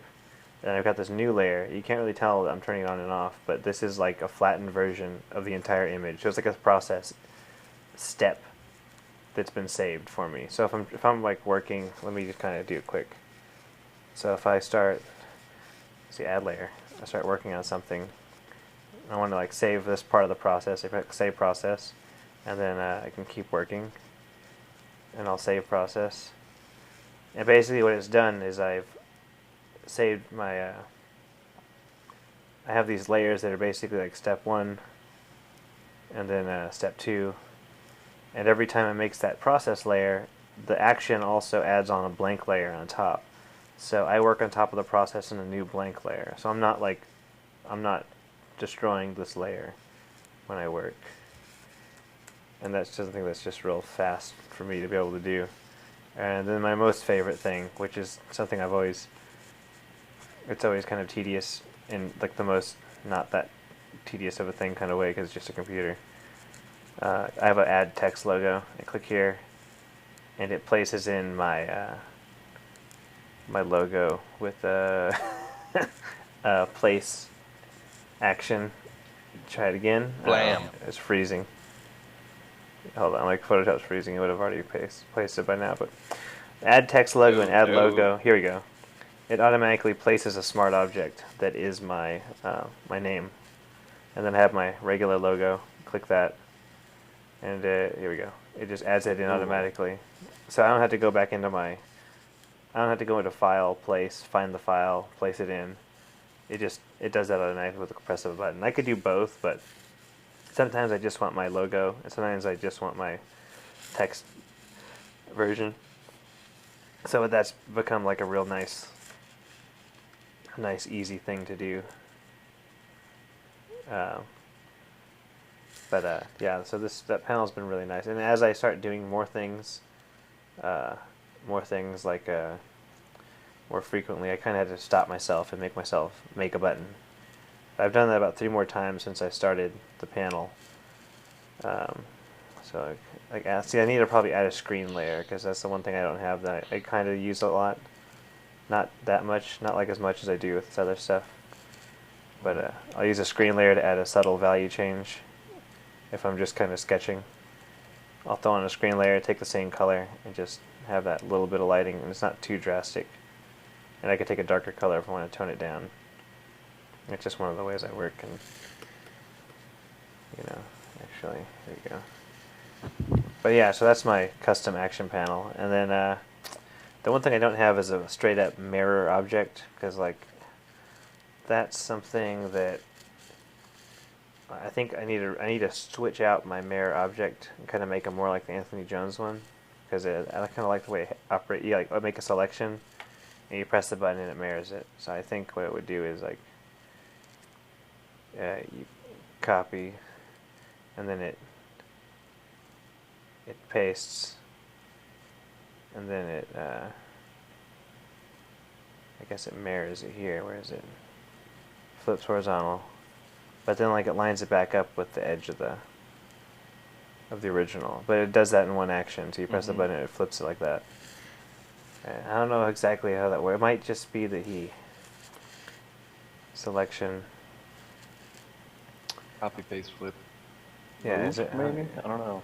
I guess it's a copy paste flip move. I mean, because like the point of origin is, saved basically. Oh, yeah. Because it maybe wouldn't save when you move the point of origin. Yeah, it would. Depending on your selection, it wouldn't necessarily. Well, anyway. It'll always be like 40 pixels or whatever. Yeah, like that's something that the actions panel doesn't do. Is that depending on the size of your document, it won't place certain things a certain way. So like I've done it where I've had like a watermark that I put onto a document, and if I had it in landscape mode, it worked perfectly. But if I had another document in portrait mode, it would still put my logo in the same pixel space as the landscape. So it didn't actually like function. I had to make 2 different actions, one for landscape mode, one for portrait mode. And that's something like I noticed early on before. I don't know what I'm drawing. Let me get rid of that. It But looks like those oldest masks humans ever made link I saw. um, but basically, yeah. So that's my action panel. It's like I keep it open now all the time. I never used to use this, but now I just have it, and it allows me to not have to go and press hotkey. I can keep my hand on my Wacom tablet without going to my keyboard, and I kind of like that a lot. Just because all my hotkeys are set up in the Wacom, and I'm just so used to using it. The less I can go to my keyboard, the better. Because even though it's pretty fast, like there's some great hotkey stuff going on, but just that little moving of the hand, it's like I'd rather not have to do that. Yeah. Anyway, so that's that. That's my action panel. I'll go back onto the painting, Paintover. So this was from Blah, blah, blah, blah. Whatever your name is. Boba. Bauto. I think it's Bauto. Bauto. Boba. And his piece was going to the right. So he was saying that he heard me on the spiel. He was trying to make it focus on the composition. He wants to make a clear separation of the values and giving the viewers some area to rest on the foggy parts while directing them to the guy on the right as the focal point. That was the plan, but now he's unsure, and we'll go ahead. Let me start real quick, and then I'll let Carlton jump in. But it's not working if values are what you're focusing on composition, because right now your values are all the same pretty much. And the great way to test that, well, I have a button set up, but I'm going to click it to grayscale, and we can kind of start some color picking real quick. And let me open my menu. So if I color pick, like right here, it's going to be at, what am I looking at? If I color pick here, alright, it's like a 50% gray, and I'm looking at the B, and there's a percentage here, so I could click here, 50% gray, and if I click up, right down here, the bridge, it's 40%, I click back up here on top, near this guy's head, it's back up to like 56, and then the darkest dark you have is like here in the sleeve, and that's at about 90%. And I say 9, so I'm doing the math backwards. So like it says 13%, but what it means is, if you see how dark it is, it means it's like 90% black. So like it's about 90%, 96% black, and then the lightest light you have is like here or up here, and that looks at like 20% black. And basically, you don't have, the lightest lights are at these weird places, and the darkest darks are at these weird places. Like, you got the dark part here, but then the lightest part's way over here. It's not near the focal point. And then everything else is pretty much the same, 40 to 50. Actually, I think it's like 40 to 60. And, like, I can barely tell that there's a guy here, there's a guy here, and there's a guy here. So, we gotta work on these values. That's the first thing. And if you're wondering what I'm doing, I'm clicking a hotkey it's in the view. It's called Proof Setup, and I have a custom setup that'll flip it to grayscale. And you can just go in here, and the Proof Setup key is pound, or not pound, but it's Command Y, or I think it's like Control Y if you're on a PC. But anyway, that you can set up a custom like proof color you want to go work with, and you can actually, like, while I'm in grayscale, I can still work in color. And that's like the benefit of that setup. Because I used to just throw on a white layer and switch to color and turn it on and off. But this is way more intuitive and like just works better. The other thing, yeah, it's a little faster as far as like switching back and forth, and I can just work in grayscale if I want, and it'll all be in color. If I turn on the crop mode and switch to the rule of thirds, you're kind of off on all these points. And if we run through some of the other, I don't know how to use a grid actually, but if we look at these other setups, this X composition doesn't work at all with this piece, and that's not really for this piece. Oh, I just realized the mixed talk I can do Oh yeah, with setting up your own grid, no matter where it is in the entire frame. cool. Here, this Proceed. like this one here, like you always want to pay attention to these focal points. Oops, these focal points are important, and these meridians that are being formed. And if you go through all the different little ratios here, you can see that you're kind of hitting none of those, and so that's where you're gonna have to like draw your attention. Golden spiral. Now the golden spiral, this doesn't flip. I don't think it can, which is kind of annoying. Like it can't like adjust where the golden spiral is, because you could start it from the other side too. So the golden spiral might be the closest, but that spiral normally works with features and things that are actually spiraling. And it's a certain ratio of length to height, and the fact that it's just squishing it down doesn't make it an actual golden spiral. ratio. Yeah. Yeah. It needs to be a golden rectangle for it to be like a golden And spiral. it needs to be, it has to be like 2, 3, 1, or whatever the ratio is. So that's the one thing you got to think about. Like, you got to pick some kind of composition to like kind of go with. You don't have to do rule of thirds, or you got to at least. The other thing you've got is like you could have the fog forming like this big shape you've kind of got going. You could push that further and make it like a big triangular shape in the pane, but like the values are so similar right now, it doesn't really read as a triangular shape. It just reads as like literally fog all over, like just too much fog, you know.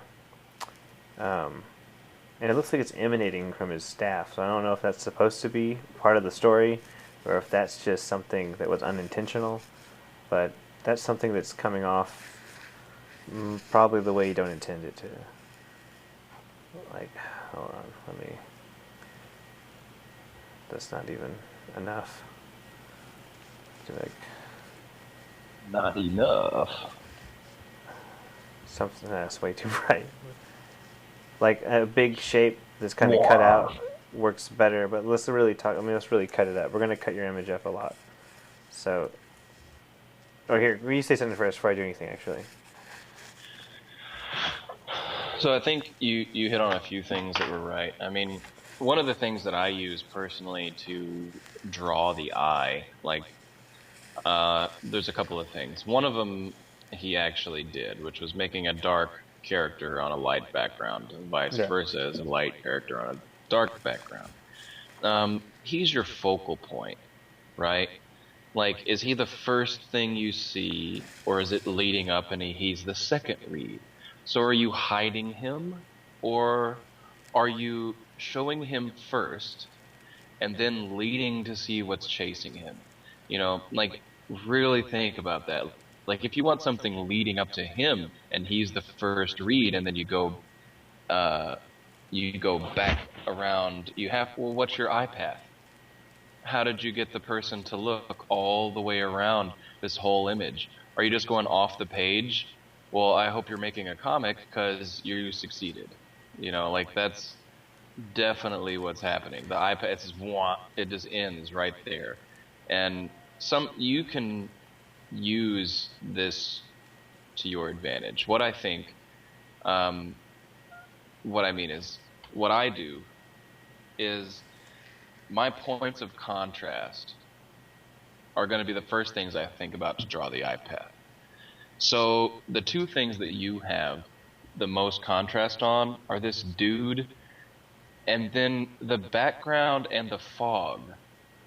Like, my whole interest, look at how much more interesting the background is than the whole rest of the image. You know why? Not because you designed it well, not because it's awesome looking or well drawn or it's fancy paintbrushes. It's because there's more detail and contrast, period. That's it. It's more interesting because there's more detail and contrast in the background than anywhere else in the image. And then you have it shoved all the way up to the top, like it's, oh, I gotta fit all this in there because it's the background. Is it adding to the story? Are you trying to tell us where he is? Is it really imperative that you have these spiky... I can't go full screen on live stream for some reason because it's bugging out, but is it really imperative that you have these giant spiky cactus things in the background? Well, hey, yeah, so that's the other thing, is like some of that stuff isn't reading right now. Like, they don't look quite like trees. And also, Yeah, when like, you're talking about these guys, like, I don't know if they're chasing him or if they're following him, and like they're his followers or minions, right. or if they're like trying to sneak up behind him, but they're all kind of dressed the same, so it makes me think they're together. And he's like the leader. Right. But I can't quite tell. So that's something else that, like, it's not reading right now, and you know, Right. the other thing is because, oh, here we go. It's you've got the picture divided directly in half, and that's always a big no-no unless like you're Oh specific. man. Unless it's like you want it to look, if there's a reason for it to look kind of stale or still, you could do that. But you don't really want to kind of mess with that kind of stuff until you're more experienced, because otherwise it'll just look like it's perfectly divided in half. And right now, since everything's on the top half, it makes me wonder why it's not just this as the picture. Like, why isn't it just a bunch of dudes like that? Exactly. I And mean, then if I, why did you need all that other stuff? Was that so crucial to your story I that mean, you you can, needed it in yeah, there? you can make it crucial, and you can make, you can make it like that too. And the other thing right here is like, even this could be pushed further by having their eyes on that third, or having the main dude's eyes Yeah. on the third. I mean, you've already solved a huge amount of problems. I remember this. I remember this from class now. Like this stuff, you can fix a whole lot of stuff with younger artist drawings just by cropping it. I mean, really look at how much that changed just by him cropping half of that. And now you've got it all thirds, and then you've got it, like they're actually following him, and it's going, and it possibly even brings the eye path around more because not only now are you going straight to the left, you're going up and over to look into the background and back over to the staff, maybe. That's something that I would really consider. That's an easy. I mean, that's So like an easy thing. But then also it reads very storybook, very like linear, and like this reminds me of like a classic storybook image, like the way it's laid out to me. Like because it's flat, but it could be flat for a good reason. Like you want that style. This stuff up here is still distracting, and if they're in like the woods, right. you might just want to have all this dark instead of light. Because like it's the woods, and if you want it to look like a spooky image, which I think you're going something sinister, I feel like, because the way this guy looks looks evil. He doesn't look like a good guy. But Yeah, that's make it a canopy, make it something more mysterious. I think one of the things, this would be a good opportunity to actually briefly touch on value counter change within a composition. From one end of the composition to the other, one of the tricks that you can do is to have the focal points of the image switch their contrast relationships. So stay with me. When I say that, he's obviously dark. hold on. You're like something that's like rubbing on you or something. Your mic. It sounds like there's Better. There we go. Yeah. Dark figure on a light background. So if you were to shift from left to right, these gentlemen being light figures on a dark background somewhere on the left, I see what you're saying. then you would create a value counter change. Not saying that that's what you want to do for this composition, but it actually could be, because what you do is if you're pushing that fog back in Z space, then you now have a reason to have these guys' heads poking out into the ambient light that he's lit with.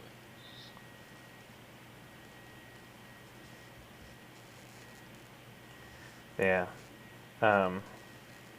There's like a ton of different ways you could fix this. So like that's like this is one way. Yeah. The other way is just restart from the beginning and just if you want guys walking over a bridge in the woods, like there's better ways to like compose the whole thing. You know what, Carl? Do you want to just take Like myself. Oh. no, you just want to shut up. No, I was gonna say take like some thumbnail ideas on your computer, and I could switch over to yours, like just reinterpreting the whole piece of like dudes Yeah, on a sure. I bridge. mean, And I'll work on this little thing. And this is like a quick way to fix, but if this is the style you're not going for, if you don't want this kind of flat look, I keep saying flat because it's like basically a camera perpendicular to subjects, and they're going literally left to right. Like it's just like it's almost one of the most basic things you could do as far as like storytelling and like what's going on here. I'll put the fog in on my own in a different layer. I'm just going to cut out everything. But the other thing I'm thinking of is like because it's like it seems like you wanted a bridge scene, like that was somehow important to the tale. Like maybe there's a story where they're crossing a haunted bridge, and on the other side of the bridge, it's like a scary haunted land, and this guy is leading these people to danger or something, right? Or if they're all the same kind of people, they're going back to their lair or something. But one side of the bridge could have been more sinister looking than the other side, and it could kind of tell that these guys are walking to this dark place, you know. That's one way to kind of go about it. These dudes are so loose. It's really hard to tell like what's going on.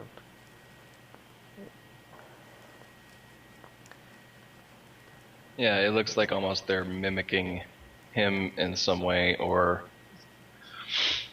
are they? I don't know if they're with him still. I can only assume they're with him. You really got to compose like you're gonna tell a 5-year-old what's going on. Yeah. Like you don't want a 30-year-old man being like, "Well, I can't really tell, but good job rendering." Like. Yeah, you gotta do that thing where like, it's like you gotta design for the dumbest people, in terms of storytelling. Like it should Trust be me, really obvious. dumb people are gonna see it. Yeah, it should just be super obvious what's going on. That's like the main thing you got to worry about. And like if you haven't done enough illustrations in terms of storytelling, like how many people can tell what's going on, and like how obvious is it? Like I still have I have trouble on some of the stuff. My old stuff, like right now, I need to do a whole new portfolio, and lots of the stuff I have in there, people are just like, or at least when I had it like at Massive Black Workshop, they're like, what is this? What's going on here? Like, what was this supposed to be? And I'm like, oh, it's supposed to be like a zombie detective. Like, well, why isn't he like in an office sitting behind a desk, clearly a detective? Like I couldn't tell that that's what he was, because he was like, well, that story's cool, but you don't have that in this image right now. So like for me, it's like the same critique that I got would be, I don't know what your story is. I feel like there's something cool going on, but it's not showing right now. And it was literally not showing because of the fog. Like there was like too much fog. It's like way too much fog. Less is more. Agreed. I'm not really fixing the guy's anatomy too much, but he's kind of like wonky looking. Yeah, just fix his shape.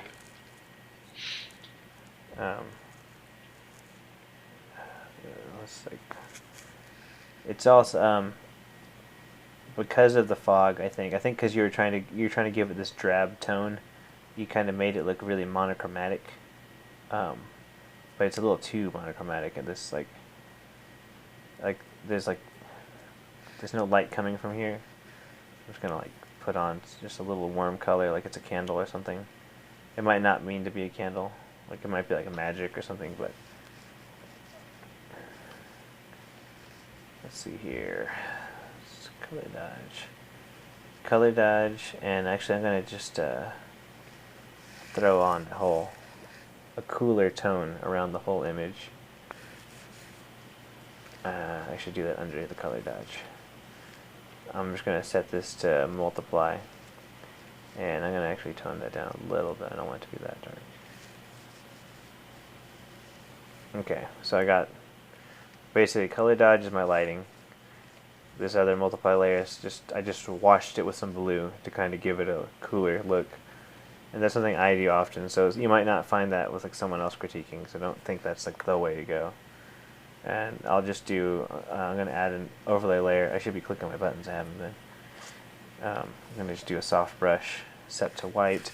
You can press DX and you get white, if you're wondering how to quickly jump to white. I'm trying to learn hotkeys too, so I'm going to start doing this like telling all the hotkeys I know thing. Be like, just press X, press J, press B. And you could just actually come in kind of loosely. It might be a little too much, but whatever. These guys are kind of off in the dark. I just flattened this whole thing together. Select the bottom layer too. That way it actually works. just became nothing. Just flatten this and ruin everything, and it looks way better now. No, that sounded really asshole of me to say. I didn't mean to sound like that. That was just because I messed up. I'm making fun of myself. I'm just kind of put in somewhat of some features. I don't really know what he is. It almost reminds me of kind of like a Voldemort kind of dude. Yeah, I mean, it looks like a guy who's He looks like a guy with a plan. He looks like a guy. Just kidding. No, he looks like a guy who he's got some things following him. It looks like it's his intention to have them following him. Yeah. That's all I can really tell. That's what. Yeah, I think they're either supposed to be following him, like he's like mesmerized them, and he's like a cult leader, or they're his like little minions. And he's like, "Come on, keep going." You know, like we're in the middle of walking, something like. So then I feel like it should be. Here we go. I need that yellow in here. Just kind of. And I'm gonna be really loose. I don't really spend too much time rendering so much as just kind of showing stuff. I want to try and do 2 tonight here. Normally it's just me doing this. I've never actually had anyone help me. Carlton so far done a terrible job, so we'll figure out what happens. I don't know. We might keep him. just like completely an asshole. Just like just throw him in the river. Carlton's is not. I'm just gonna stop talking to him. Done. Let's see here. I gotta flip it because let's make his knee coming out here, and let's make some kind of like a little bit of a motion, and just like a light. Is Ron in the chat? Ron from work? I believe that's Ron. Okay, cool. Just double checking. Hey, Ron. Ron, do you have Skype? I think you have Skype.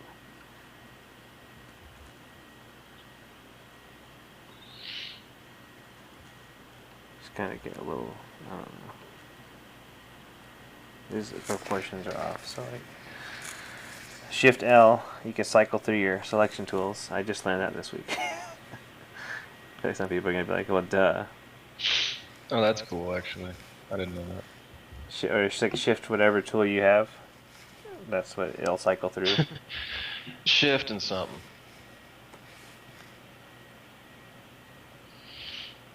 That's interesting, actually. I didn't know that. That just makes you, like, it just kind of speeds up everything. Deselect, come on. There we go.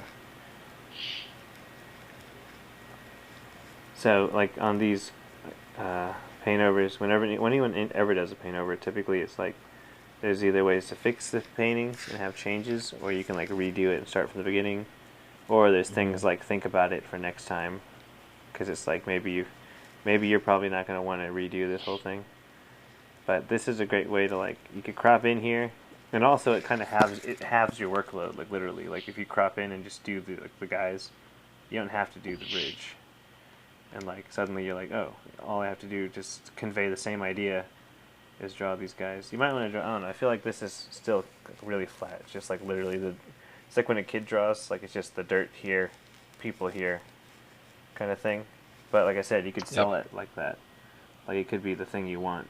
So, it's all kind of depends on who you are, what you're going for.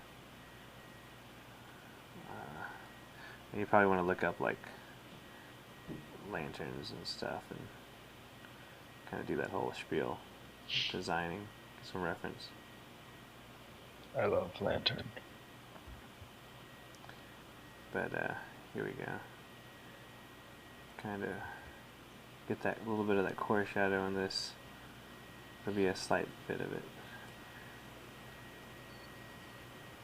You got to figure out what the atmosphere around him is. Like, since it's kind of cool, like everything that's light that's hitting him needs to be warm, and everything that's cool, like on the back, like if there's a bounce light coming from like the sky, it needs to kind of that cooler color, and it'll help read the forms better.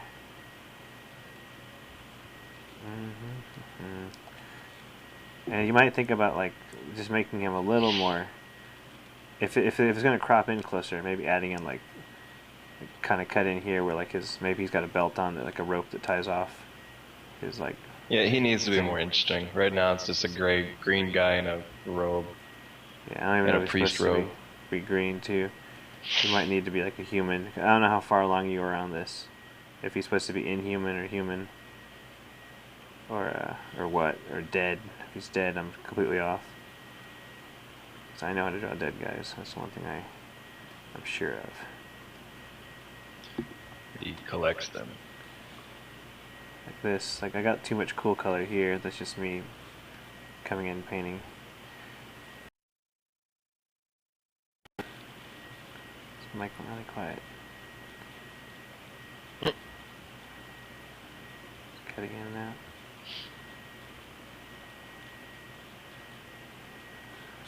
Did he call you? What? No, I'm sorry. I meant Carlton. I really keep messing y'all up.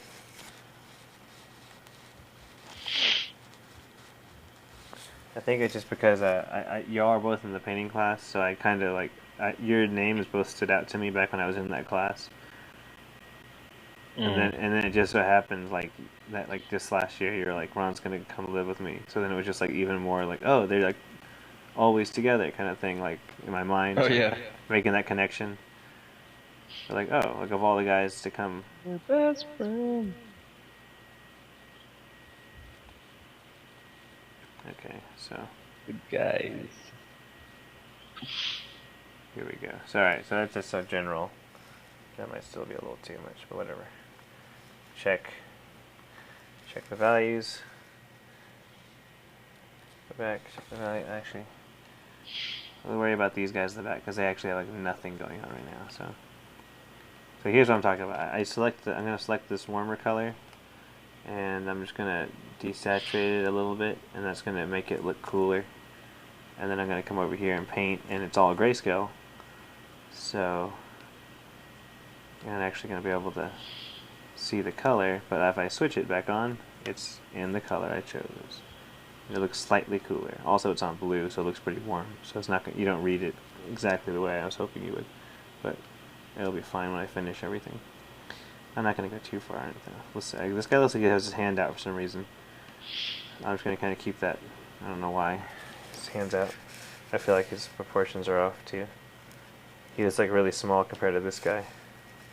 I don't know if they were all supposed to be really small or what. Maybe he's like that tall.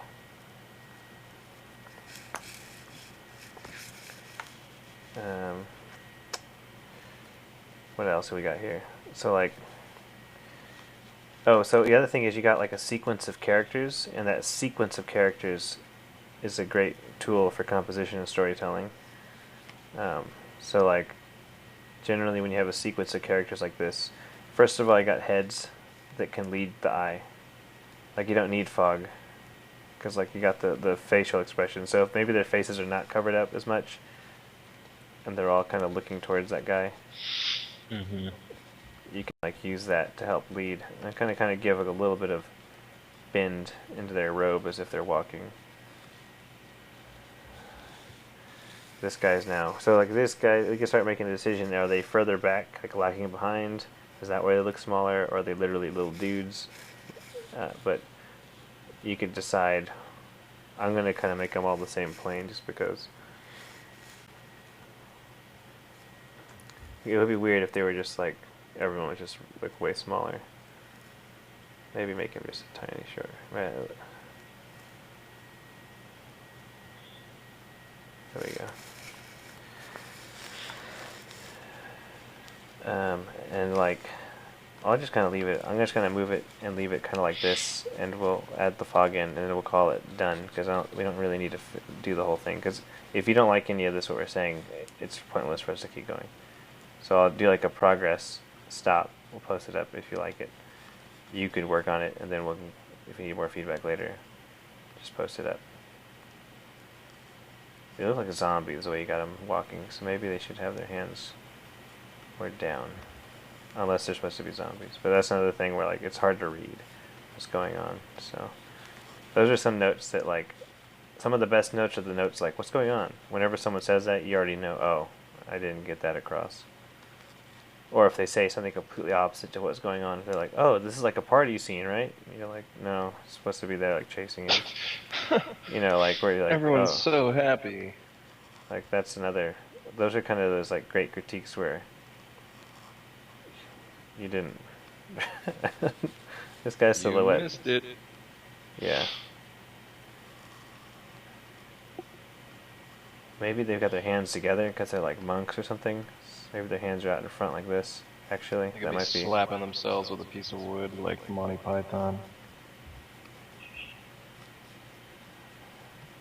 It's just general shape. So like, this is like so. This guy could be kind of this one.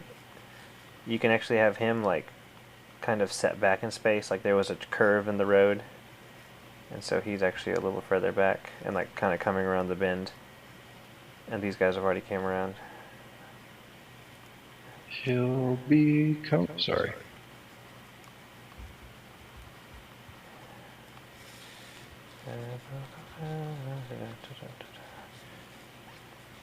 Hey Ron, if you got Skype and you're listening, you can like send me your Skype. I don't know if I actually added you or not.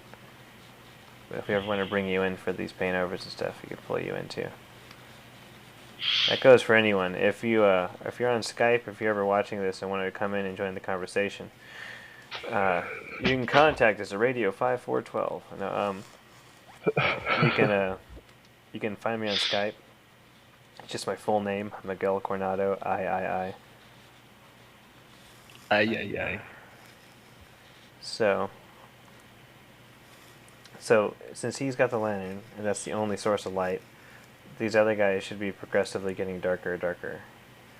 And like the light should fall off pretty fast, so I'm going to do something like that. I'll use a multiply layer, and that way I could kind of just tone it down as I need to.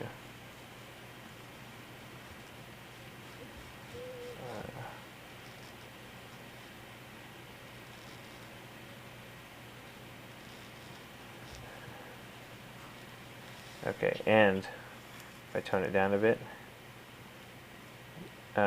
you can have the guy in the back have some of the, let me turn the colors back on. He'll have some of like this bluish light. I can see it here. Maybe this one. He can have some bluish light on him that's like from the moon, because he's so far back he's got like more of this blue light cutting in, defining him. And you just need like a few, kind of just touch it with him, like touch the light on him, and suddenly he's like defined by moonlight. You can see. You don't really need to show too much more, like, you know, back here. And all these guys just have the blue from the moon. Even this guy up here, you have some of it. His probably like a little. Here we go. Yeah, I'll have the blue from the moon on them. But you could dapple it. You can go back in and kind of like cut into this shape because it, you know, it's coming through the trees. So it's not necessarily full on moon. And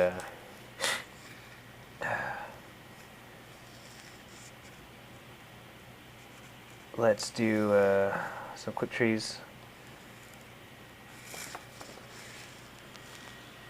We'll just do like, trying to think how to do quick trees. Yeah, that's not a thing. Because the way I've set up the layers, it's like not going to be quick. Yeah, unless you've made brushes. Like yesterday for half the day. Here we go. So, let me think of how I'm going to do this. I'm going to add a little bit of blue. Take a little bit of this blue and just go ahead and just like get some of that blue. Get a little big soft brush here. Just start laying in some of that blue. Just gently lay it in. Just barely get it in there. No, not too much. Not too much blue. Just a little bit. And you can come in here. Just swipe away some of that.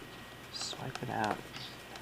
Now you got yourself some little moon rays, you know? You got some moon rays. You got some somewhat of trees going on. Maybe just want to take some of away.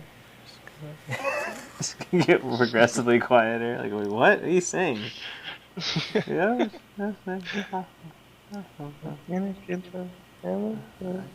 is your mic broken? I don't get it. No, that was really. I was really trying to. Have maybe the trees being cut out here. Have some of that, not too much. You don't want it to be all about the tree, but just enough where you can sell the lighting. Just quickly. Doo-doo-doo. And you can do fun things with this because now I've made it really dark. That might not be your intention, but you can, now that it's so dark, you could do things like you could have like, you know, like a silhouette of something. It's like watching them as they go through, you know. Oh yeah. You could like sit like maybe they're going through a really dangerous part of the woods, and do that classic like eyes watching them or something. Maybe this guy is like interacting with like a. Maybe you find out that it's just like literally a floating pair of eyes. There's just two eyeballs flying around. Yeah, talk about childish.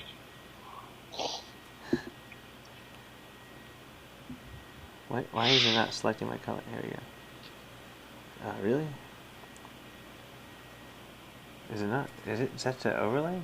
What's going on here? I mean, is it set to... Who? What? It's like, it keeps... Oh my god. Ermagerd. Whatever, I had to just do it this way. Maybe this guy is like looking up at this thing and it's like, what is that? What is this? What is this indeed? Why am I not... Oh, because I'm under the multiply layer. That's what it is. I was wondering what was going on. Like, everything I do is darker. Stupid. Me, stupid.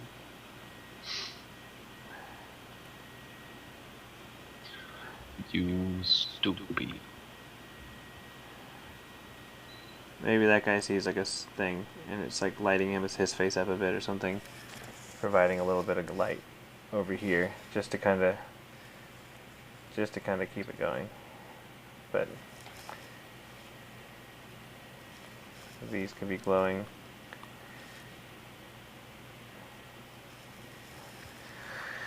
That might be too much. Okay, whatever. Anyway, okay, that's enough. Let me just go back here and delete some of that, actually. Oops. I've got some thumbs going here, too, if you wanted to. Yeah. Now we'll cut to Carlton in the field. Got to Carlton. Here, let me just put some fog in, actually, and I'll call this done for on my half, actually.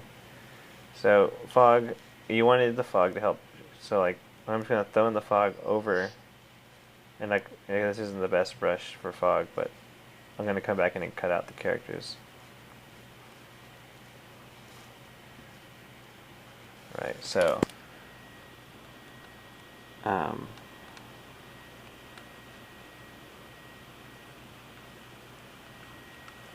the way that fog kind of sits too is basically like little clouds. Like fog is clouds, so it's just moisture in the air. There is no fog. This is like, tone that down a bit maybe, or use a cloud brush, probably look way better. But anyway, have them come behind some of the guys. and then tone it down a bit. We'll go back over here. Let me switch over to Carlton now. Carlton. Let me share my screen here. There you go. Sharing the screen. No.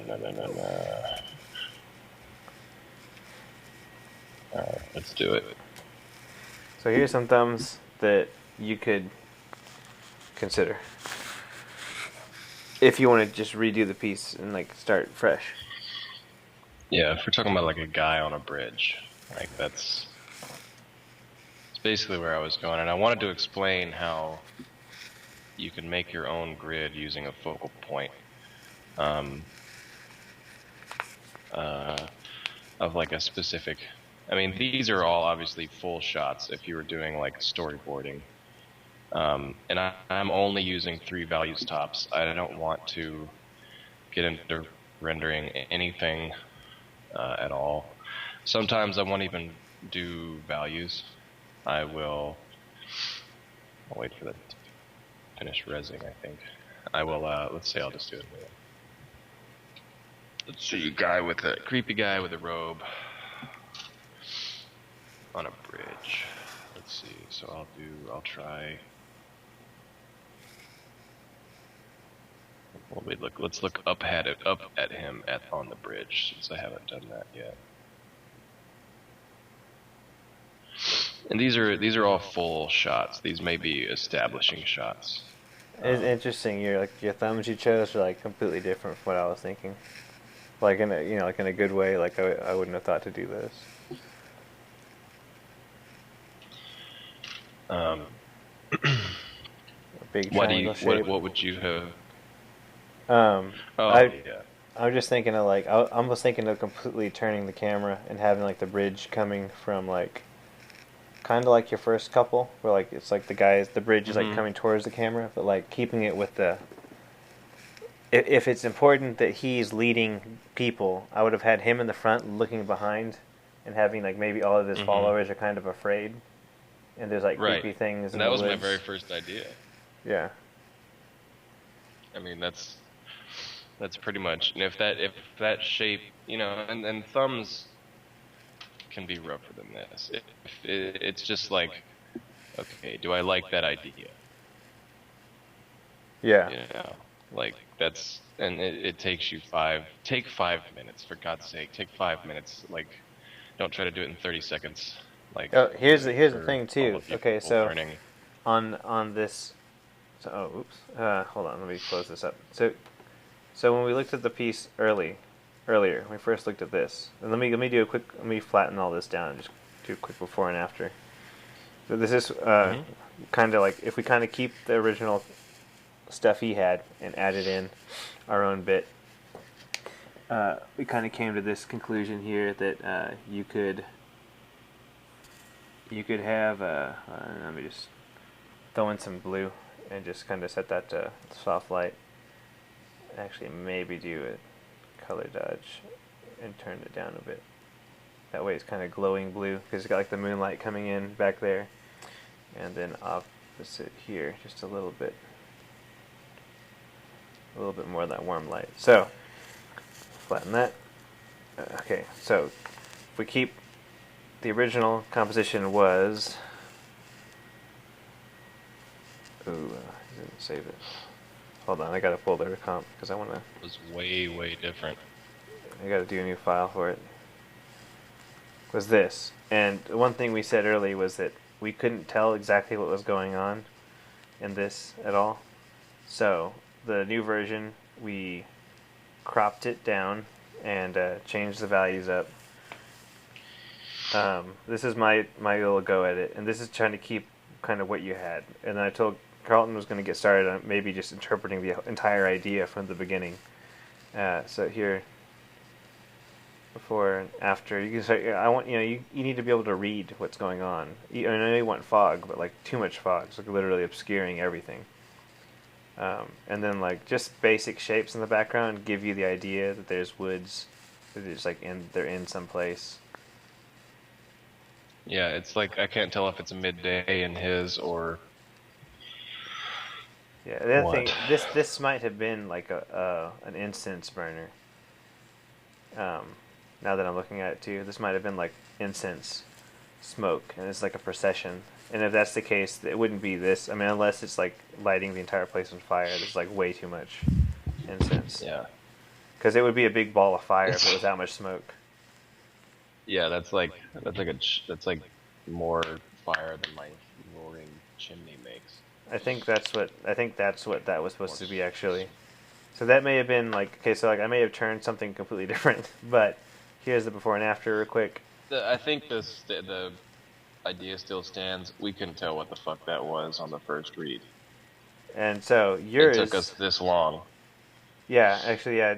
Just now we're kind of figuring it out. But on yours, on your thumbs, the thing is, like with just those three colors, I know that there's a guy with a stick. He's looking like he wears some kind of robe or dress, and there's a bridge. And he's looking at the bridge or something. And that was like, just those three colors you have. Yeah. The light's this is for coming me. from over there. Yeah. Like, it's like not. remember it's not that this is to show off. this is at when all. you make your thumbs. It's for you. Like you got three colors to make cool shapes, and that's all you have to think about. Like, and take into consideration. Like I've studied some storyboarding, and I love trying to practice doing a still of a film in a minute and a half with just 3 tones. And I can show you how to do that real quick too. Like this one's a little more freestyle, just kind of running with it. But this too is a guy, but stick, these- bridge, trees. yeah, I mean it's like, okay, if someone said I want a guy in a bridge, which I might have been told that before, in some instance at past work. Like I want him in front of a bridge, and the bridge has to have all this stuff on it. It's like, oh god, okay, fine. Like, Is this like something for you your want job? all this stuff? No, but Okay. I'm just, like if you had Yeah. like a crappy art director and he was like, I want everything in this picture. It's like, okay, well everything's in the toilet as well. So when I take a big dump, so it's gonna look like that. Anyway, the thing that you want to, and you don't have to do, if you're not a painter, let's think linearly then.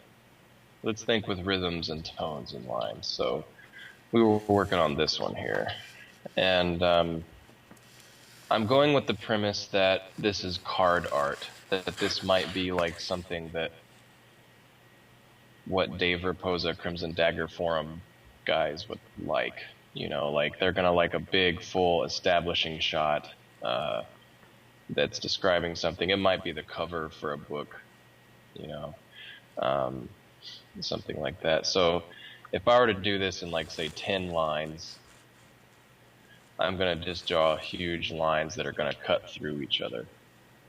And it doesn't matter like what they are. I'll decide that later if I want. All I'm doing is basically dividing my composition into things, shapes that I want. So let's do a horizontal one real quick. So we'll go with the first idea that we had, and I'll show you how to grid out a idea that you might have. And let's say he's coming at us. I need a better brush. Hold on. It's not so grainy. What brush that be? Round. What brush that be? Do you ever watch that? It's Anthony Jones live stream. Oh, you need to watch it. It's fucking hilarious. At one point, he starts like making a bunch of noise, and his wife's trying to sleep. You can hear her going shh in the background. He's like, "Pow!" He goes shh, like you hear, just like being shushed. And he just keeps making noise. He knows it's aggravating him. It's a great video though. It's a live stream. It's on his channel. If you want to know what I'm talking about, it's like one of his earlier videos. It's become a thing in this small circle of people that we know.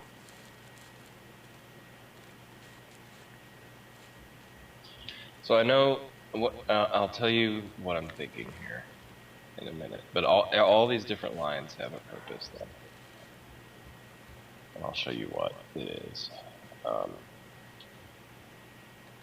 This is also from doing studies, grid studies of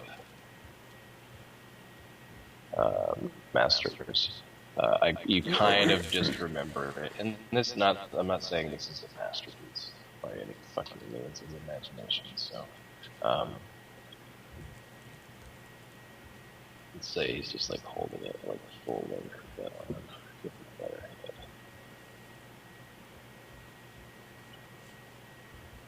Like this is lamp. That you had right there that you were doing. Yeah, I like that diagonal. Not having it straight up. I thought the other pole was going to be the... I thought the other line was the pole for a second, but when you put that in, kind of cutting in like that.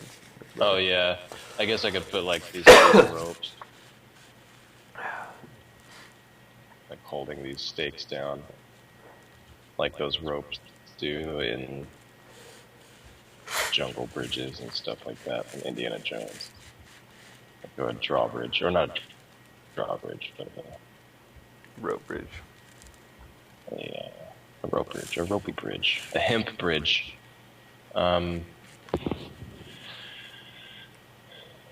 let's just do, okay, I'm summoning them, cliche hand.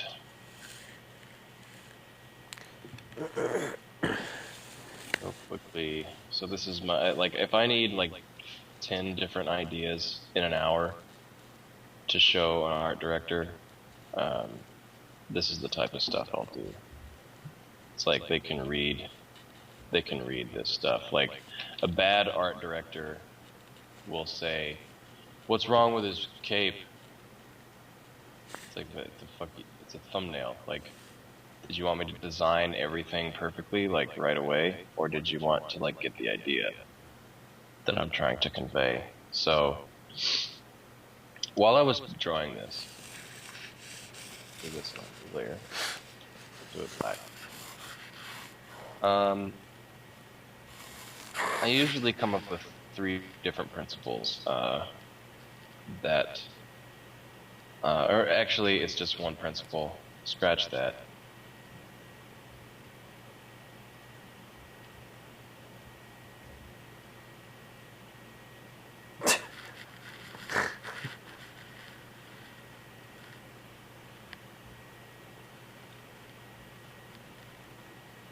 Nice, okay. And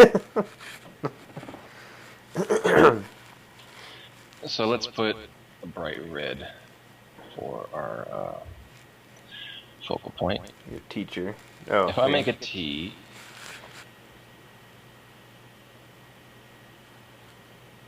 over my focal point, and I'll make a little blue circles here.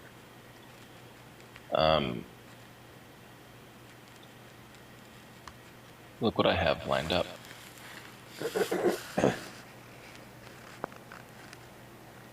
He's got the blue circles lined up. Don't understand it. Yeah. I just don't get it. I'm like, oh yeah, you put the blue circles there. Now they're lined up. I'm dumb. Right. It's really dumb. So before, I didn't have anything necessarily over here on the right, but now this kind of tells me, oh, I can maybe put one of these little ghoulies. Yeah, like he's walking on the bridge, like he's over here, and I can lead the eye back with this bridge. Keep them inside, And, inside the canvas. Mm-hmm. And so now I'll go back to my blue circles. I'm going to keep making these until I explain them. Blue, okay.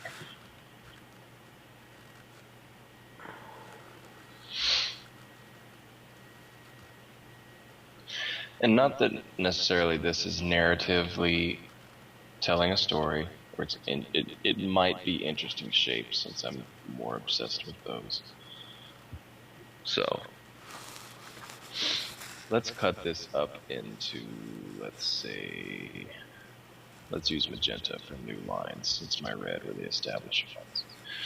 So since I have these focal points here, on these blue, and I already have a cross line, I'll do a vertical line over these where they crossed. I've never seen this before, just so you know. I know. So I've only ever explained this to 2 people. Oh. And so the 3 of y'all know it. Right. Shift click. Click click shift and it'll do it for you.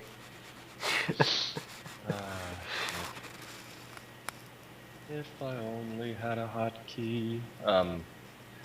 The next thing. So okay, I wasn't explaining what I was doing.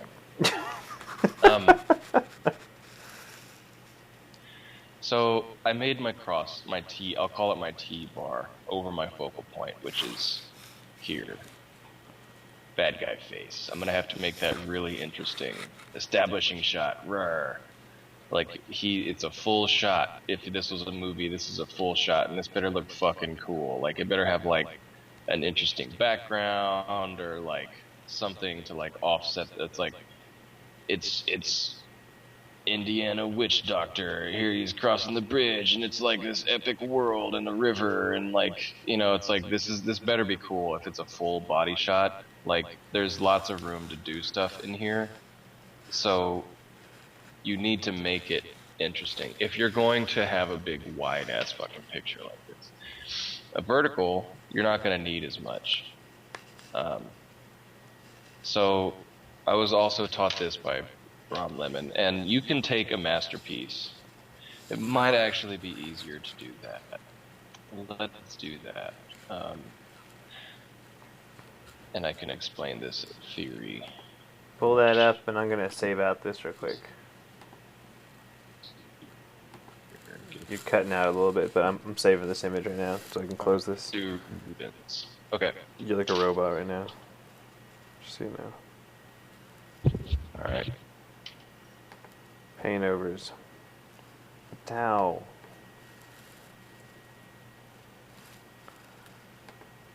Ciao.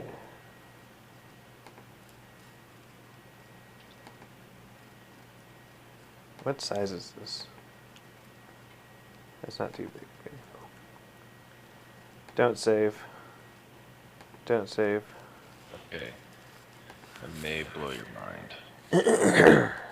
Steve Lichman, class of 1999. That will blow my mind for sure. I'm doing fan art. If anyone's wondering what the hell just happened and why the whole critiquing thing just suddenly stopped, but we'll pull up Ron. God damn it! I'm sorry. Now you kept saying Ron Lemon, and I'm thinking Ron Lemon. We'll pull up Carlton stuff in a second. I'm just gonna get some. Okay. Oh, I'm ready here we to go. explain this much more clearly.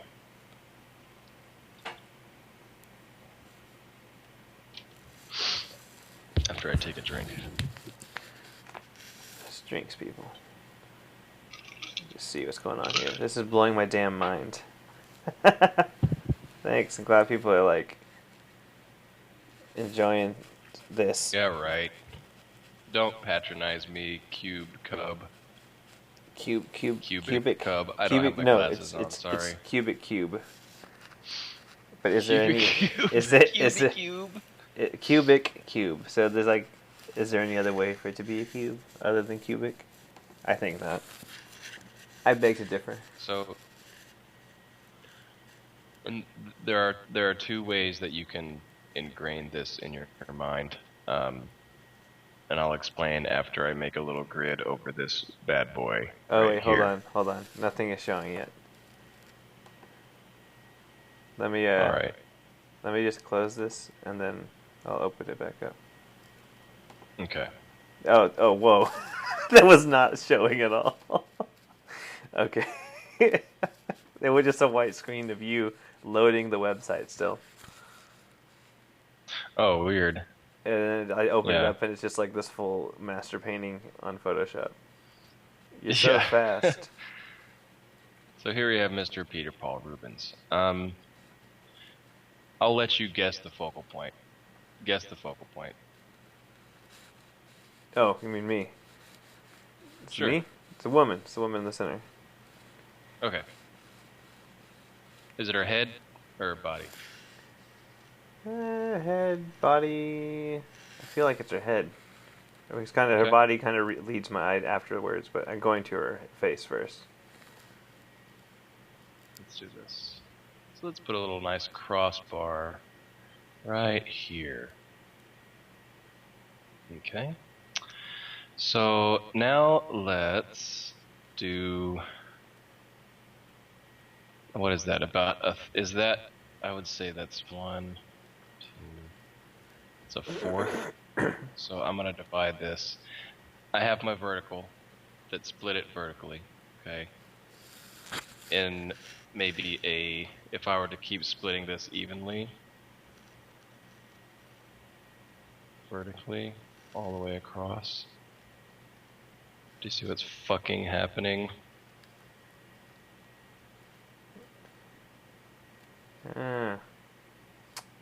Yeah.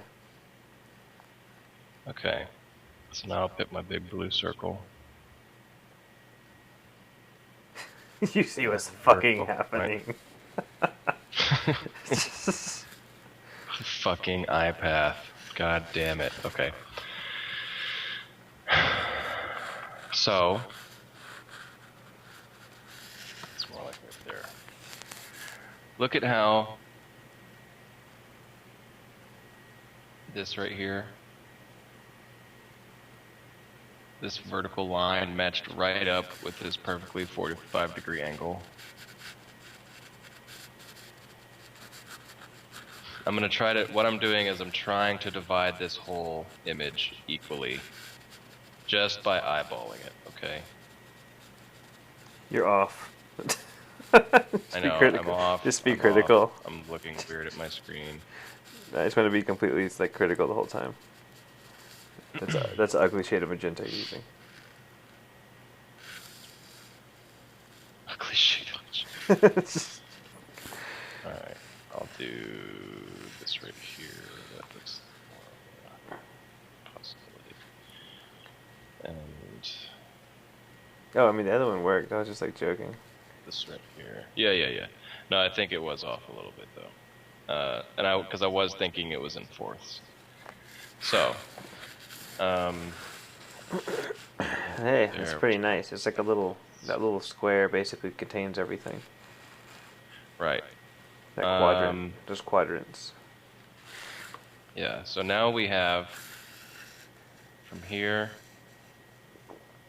make this blue, perhaps. That didn't even make a shift. No, So it's I'll like- just draw a fucking diagonal line. There we go. Yeah. It's pretty crazy. So you can see all of these interest points, these Yeah. points where things are intersecting with these verticals and these diagonals. And it's probably wrong. It's probably not what Peter Paul was doing. Well, I mean, if you flip those diagonals, you're basically isolating each character that's in those. If you flip them, you know, like from left to right to left instead of left to right, you've got like that diagonal would divide the two women, and it would divide. It basically isolates each woman in a diagonal, their bodies, and then, you know, if you keep going, like the horse, even like the horse head kind of it divides up that top square. So I'll go back. So one of the best ways to do this, like the obvious cross point, the very first one where your focal point is, we'll just make a guess and we'll do a vertical line there. Start with the vertical. Then you do a cross, going across the vertical. Okay. Now you can eyeball this distance here for the rest of the painting and see like, okay, that looks like it might have been fourths or maybe eighths even. So like they would divide it much more like 16ths or 18ths or 20ths. So now we have within this painting, we have several things that we can do here to echo this focal point.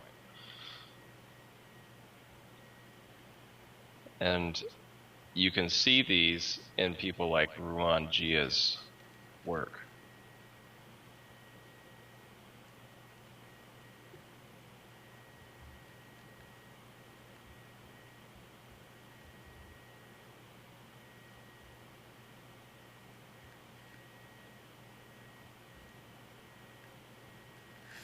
Yeah. It's pretty crazy. This is awesome.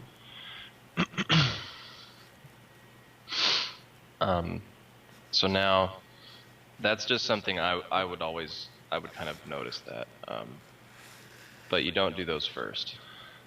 I know I'm not explaining this very well, sorry. How about this? Yeah, what you just did, you just isolated the, like, basically this rippling effect of focus, where it starts with her, and then it widens out to all the other characters' heads are within that second inner circle, and it includes like some of their hands, which are also important focal points, and then it widens out further, and you got just the hands and like the horse legs, and like a couple of the horse heads on the outer circle, and then the very, very outer circle, you got just that little bitty cherub who's kind of pointing back in towards the comp with his arm. And then you got like some of the last few horses' legs and like the fabric on the bottom, and it basically has that like. Oh, I remember. Yeah. Oh, yeah. You're right. I remember how to get my diagonals now. I'm sorry. I just remembered this. Okay. I just remembered how to get these other two lines. Let me import this one more time. You're in the same. Oh, you're in the same layer. Yeah. Okay. So let's do our cross. Cross over the focal point. Is that what you're reading, right? The face, or are you reading like the chest, maybe? Yeah, that's where where I look. That's immediately where I look.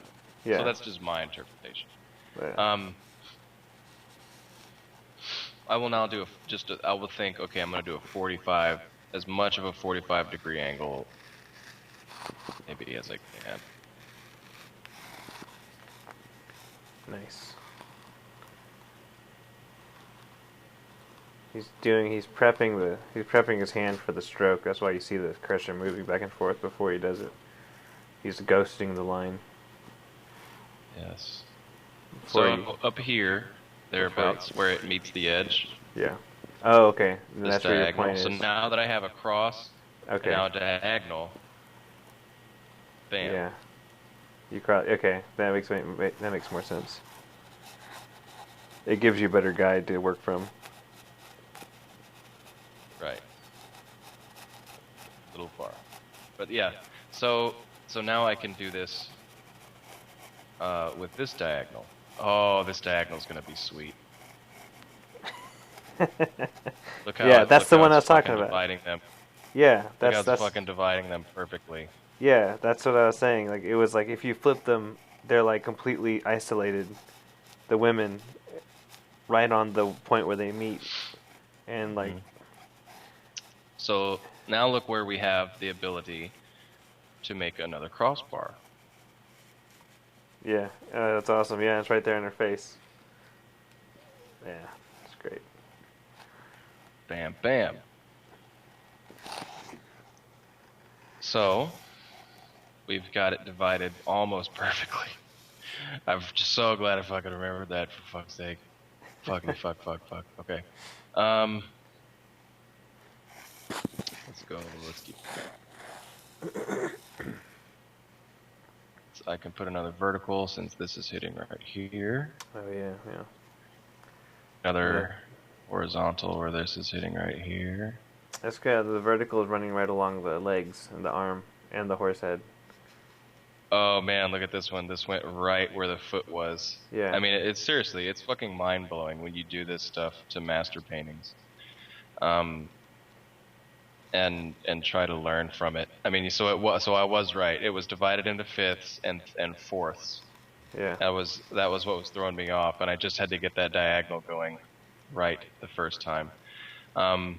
So you can divide this up now, even in. Let me ghost that a little more. Is there another little cherub right between them? There's like a little person right between their faces. Yep. I just saw that. What the fuck? What is it doing there? It's like just thrown in. That looks weird. Yeah, it's just in there. No, anyway. So, I mean, look at how unbelievably... Okay, now, we have everything going this direction, right? What would you do to counter, balance, and completely balance this out? I'll give you a hint, with a diagonal. Yeah. We'll make it red.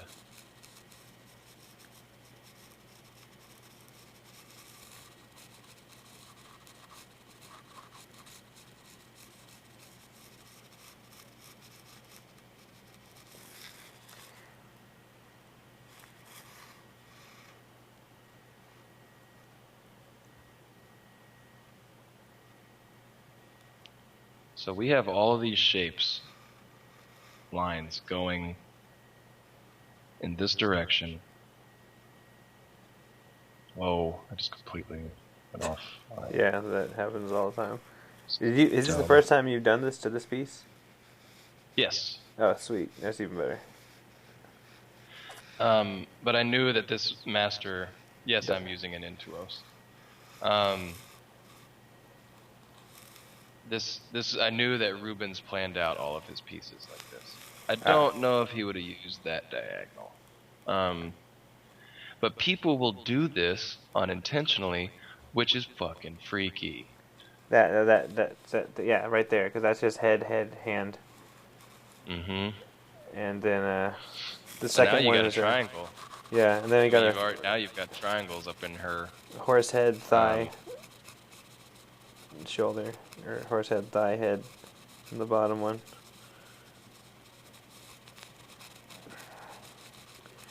I mean, it's a little ridiculous how everything's lined up. It's like you get to a point, it's like, oh my god. I mean, look at this. Just this box alone. Like how it's divided. Like her hand lays on this vertical. Her body is going with this 45-degree angle. It's all balanced on her fucking face. You know, like everything's leading up to that point. And then, so let's go with blue again. He's on a new layer. Now,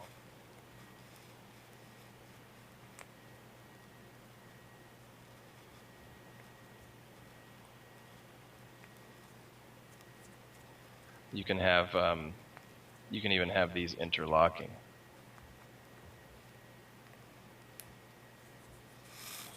I mean, look at how this hand and these feet are going over this circle. Yeah. Perfectly, and then it goes all the way. Look, this sheet and this line are following this eye path to go back up here to this middle that's dividing everything, and it's coming back over this face, which is over this horizontal, and then, I mean, it blows my mind every time. I mean, this hand is at a crucial. Look how close it is, and we're probably off a little bit. But look how close it is to all of these action lines. You know, they're not action lines, excuse me. To all of these grid lines. Like that is insane, you know?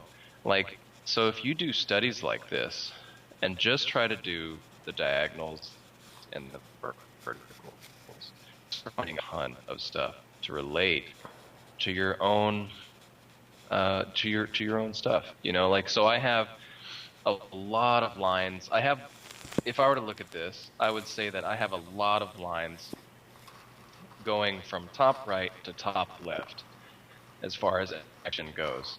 So my balance, what you can do with a I forget what it's called. Like it's a line. Like if you were to just to think of lines, um, implied line. So my implied line to balance this whole top right to bottom left composition is going to be top left to bottom right. And what am I going to use? I'm going to use this head. I'm going to use this hand. I'm going to use where this contrast is on the edge here. I'm going to use where this horse head shoulder, or and it's probably this right here is probably supposed to be like right here or something. Like it, you can never really tell. But like, and there's probably in here somewhere where I haven't had the time to measure. There's probably like 50 golden ratios within this painting, and we have this horse leg going perfectly on this fourths vertical dividing line. Yeah. This horse hoof is going perfectly on the fifths divided. So is this foot. So is this knee. So is this elbow. And then you go back up, face, the dividing line, contrast point. Even though it's just her butt, like it's still dividing. And then you have this interesting wrinkle. Let's turn down the opacity so you can see it a little bit. Oh, and it's probably like not very high res when I'm moving it like that. Sorry. Yeah, you gotta wait for it to load a bit. There you go. Yeah. It's loading up now. So, you have all of these interesting focal points, right where stuff is divided. Now, why would you do this? Can you take a guess? Big Elcor or not? Oh. I keep thinking you're just doing this like rhetorical stuff. Wait, you're dividing it up Sorry. on the lines. Why do you have focal points on those lines? Why would I do this in general at all? Why would you do this? If you had to start doing this, Oh, gridding? what are you really doing? Yeah.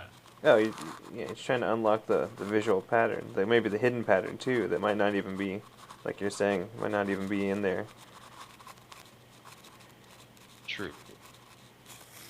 Now, That's that I pattern, see this as balancing. I mean, you're balancing it out, and you're like whether That's you also have this grid or not, you're gonna, if you spend enough time on a piece, you're gonna naturally kind of adhere to certain understood rules of like a visual balance. And when you go back in later and really break it down, you're gonna see that there's a math behind everything with it. What are you looking for though? So those are both right.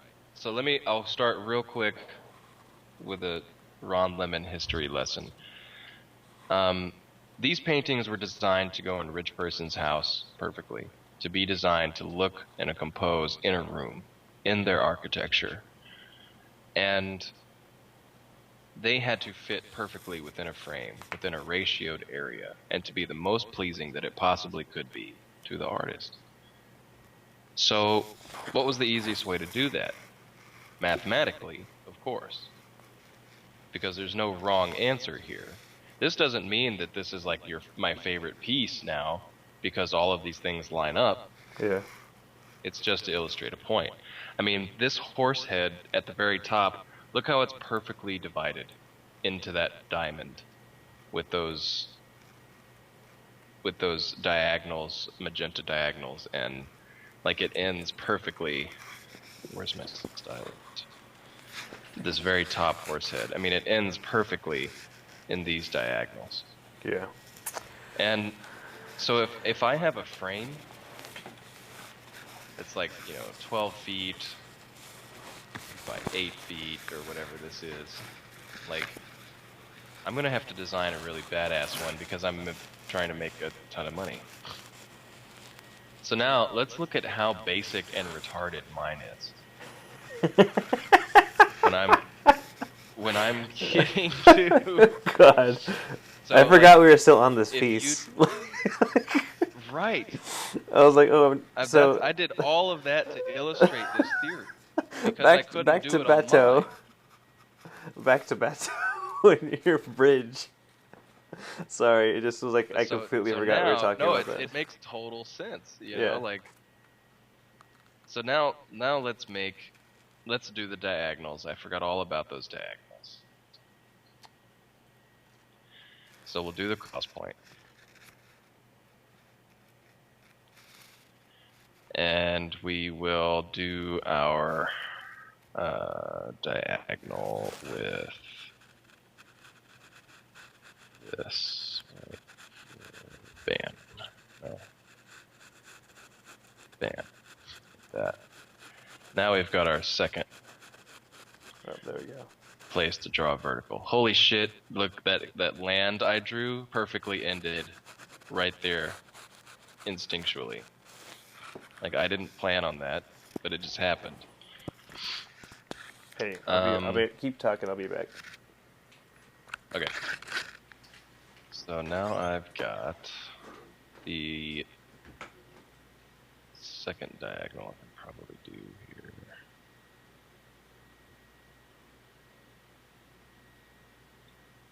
Let's say right here.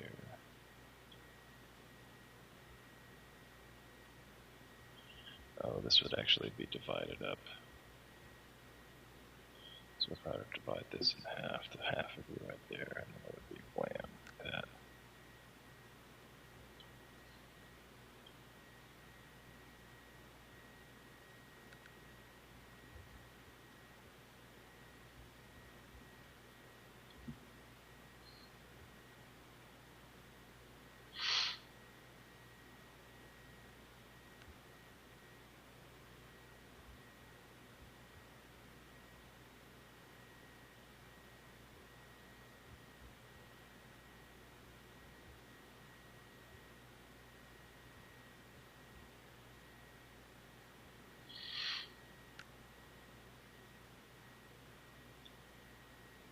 This one's a little more freestyling. I didn't design a masterpiece to grid, so I'll actually be correcting more based off of my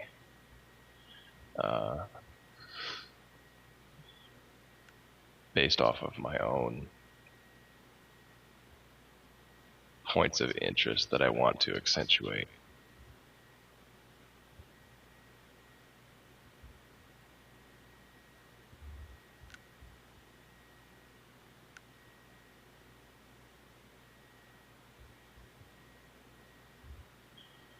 So since we got a nice big curve, I'll follow some of these intersections. Oh, this is going to be perfect. Damn near perfect. Where's that orange?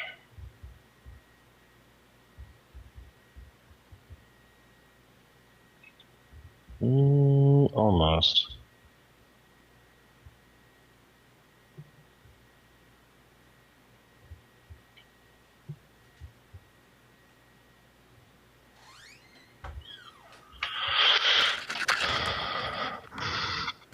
All right. Doing? Oh my god. Check this you still out. doing this? What'd you do? So I almost found the golden ratio within my own drawing that I made. You're a fucking genius. No. Oh, nice. Yeah, that's pretty much it.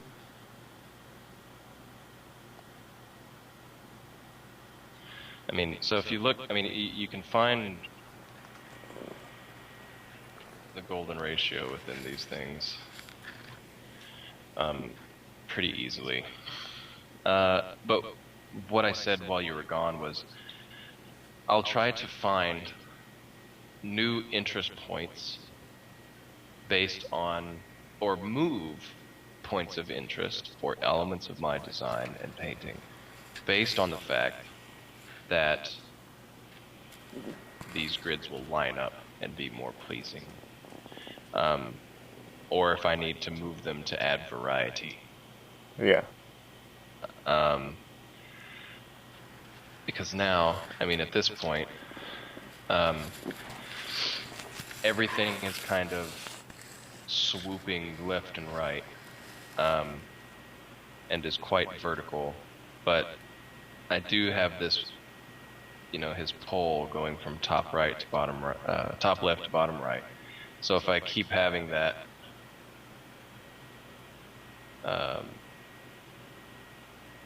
every time it's doing that, like you can see where my points of, look how I was naturally lining up my points of interest to be, I have this area right here that's crossing over. This bridge and this rope were crossing over. This guy and this bridge were crossing over. The dude's hand, his head, obviously. This top of this thing was crossing over a line. This area right here, it's really close to his hand. So I'd probably like reach his hand to go really pleasingly right there. Yeah. Now this is all based off the fact that I'm stuck with this ratio, right? I'm stuck with this ratio in a movie or a card or a book cover. Like the ratio's not changing. I can zoom in, but I have to keep this same frame ratio. If I zoom in, that doesn't change the ratio, it just changes what I'm actually looking at. I'm changing the whole fucking narrative at this point. I could keep this same grid for my own use later. Actually right here it'd probably be like this lantern or something. And I'd have something like leading up to it, perhaps, like a path of rocks, Yeah. So this will give you ideas to. So do I have any fucking colors left? Okay, so green. So now I'm just gonna think about the eye path itself. I'm not gonna think about grids. I'm not thinking about fucking math. All I'm thinking about is like, okay, maybe I would look like this. And I would just come back like that. Like, if a person's gonna be looking at my image, I want them to stay in it. Unless I need them to lead off of the image for a storyboard or a comic or a movie. If I want to, that's how you kind of lead the eye in those flicking back and forth conversations that you have in movies. Like you're looking at one character's head when they're talking, they're always on the left, or when it flips back, the other character's head is right there on the left, even though you're facing the opposite direction. That's you're leading the eye. You got to keep the next point of interest where the last point of interest was, even if they're right looking opposite directions. So now you can kind of see how, if my interest is right here and it comes around, like that's good.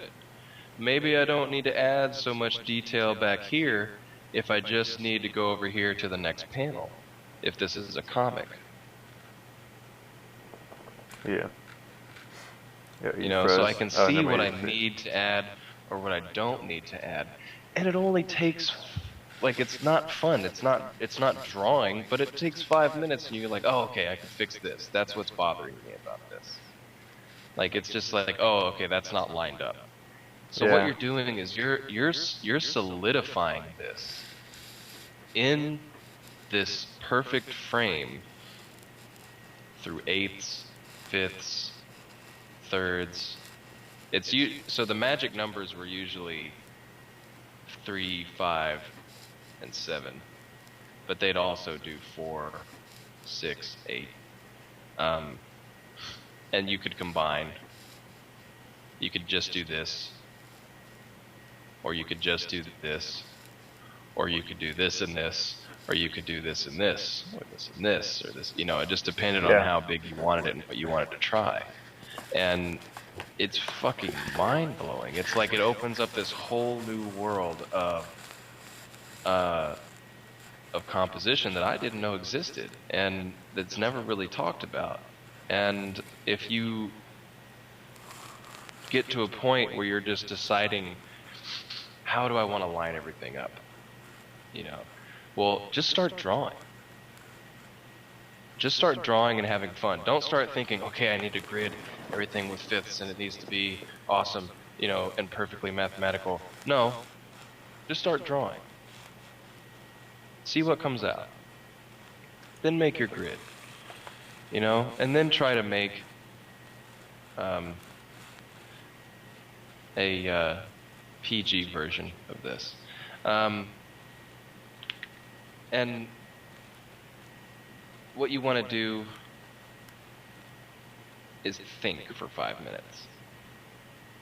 You don't want to try to think that you're this Renaissance genius all of a sudden and try to, like, I have to know all this at once. Like, this was a step-by-step process that was, like, lost, you know, like, it's just now a tool for us to understand and try to attempt to use as an artist and make the frame itself interesting and solid. Like, there's no arguing with this frame anymore because you've made it either boring or have a lot of variety or crazy or really solemn or interesting or scary, and you know what types of patterns you need to be able to make that. And it doesn't have to rely off of chaos and abstraction. It can rely off of math and design. And I mean, at this point, now that I've got everything decided, now I can come in here and do my concept artist drawing and start drawing anatomy like I would in my sketchbook. Like, I'm gonna draw this, like, hood, and I'm gonna, you know, make the shadow shapes of the nose, and then, like, I'm not even close to painting it because I'm you know, now I want to design this character. And, like, but I've decided everything else already. Like, if I know that this, you know, this body is way off, I'm gonna have to turn it.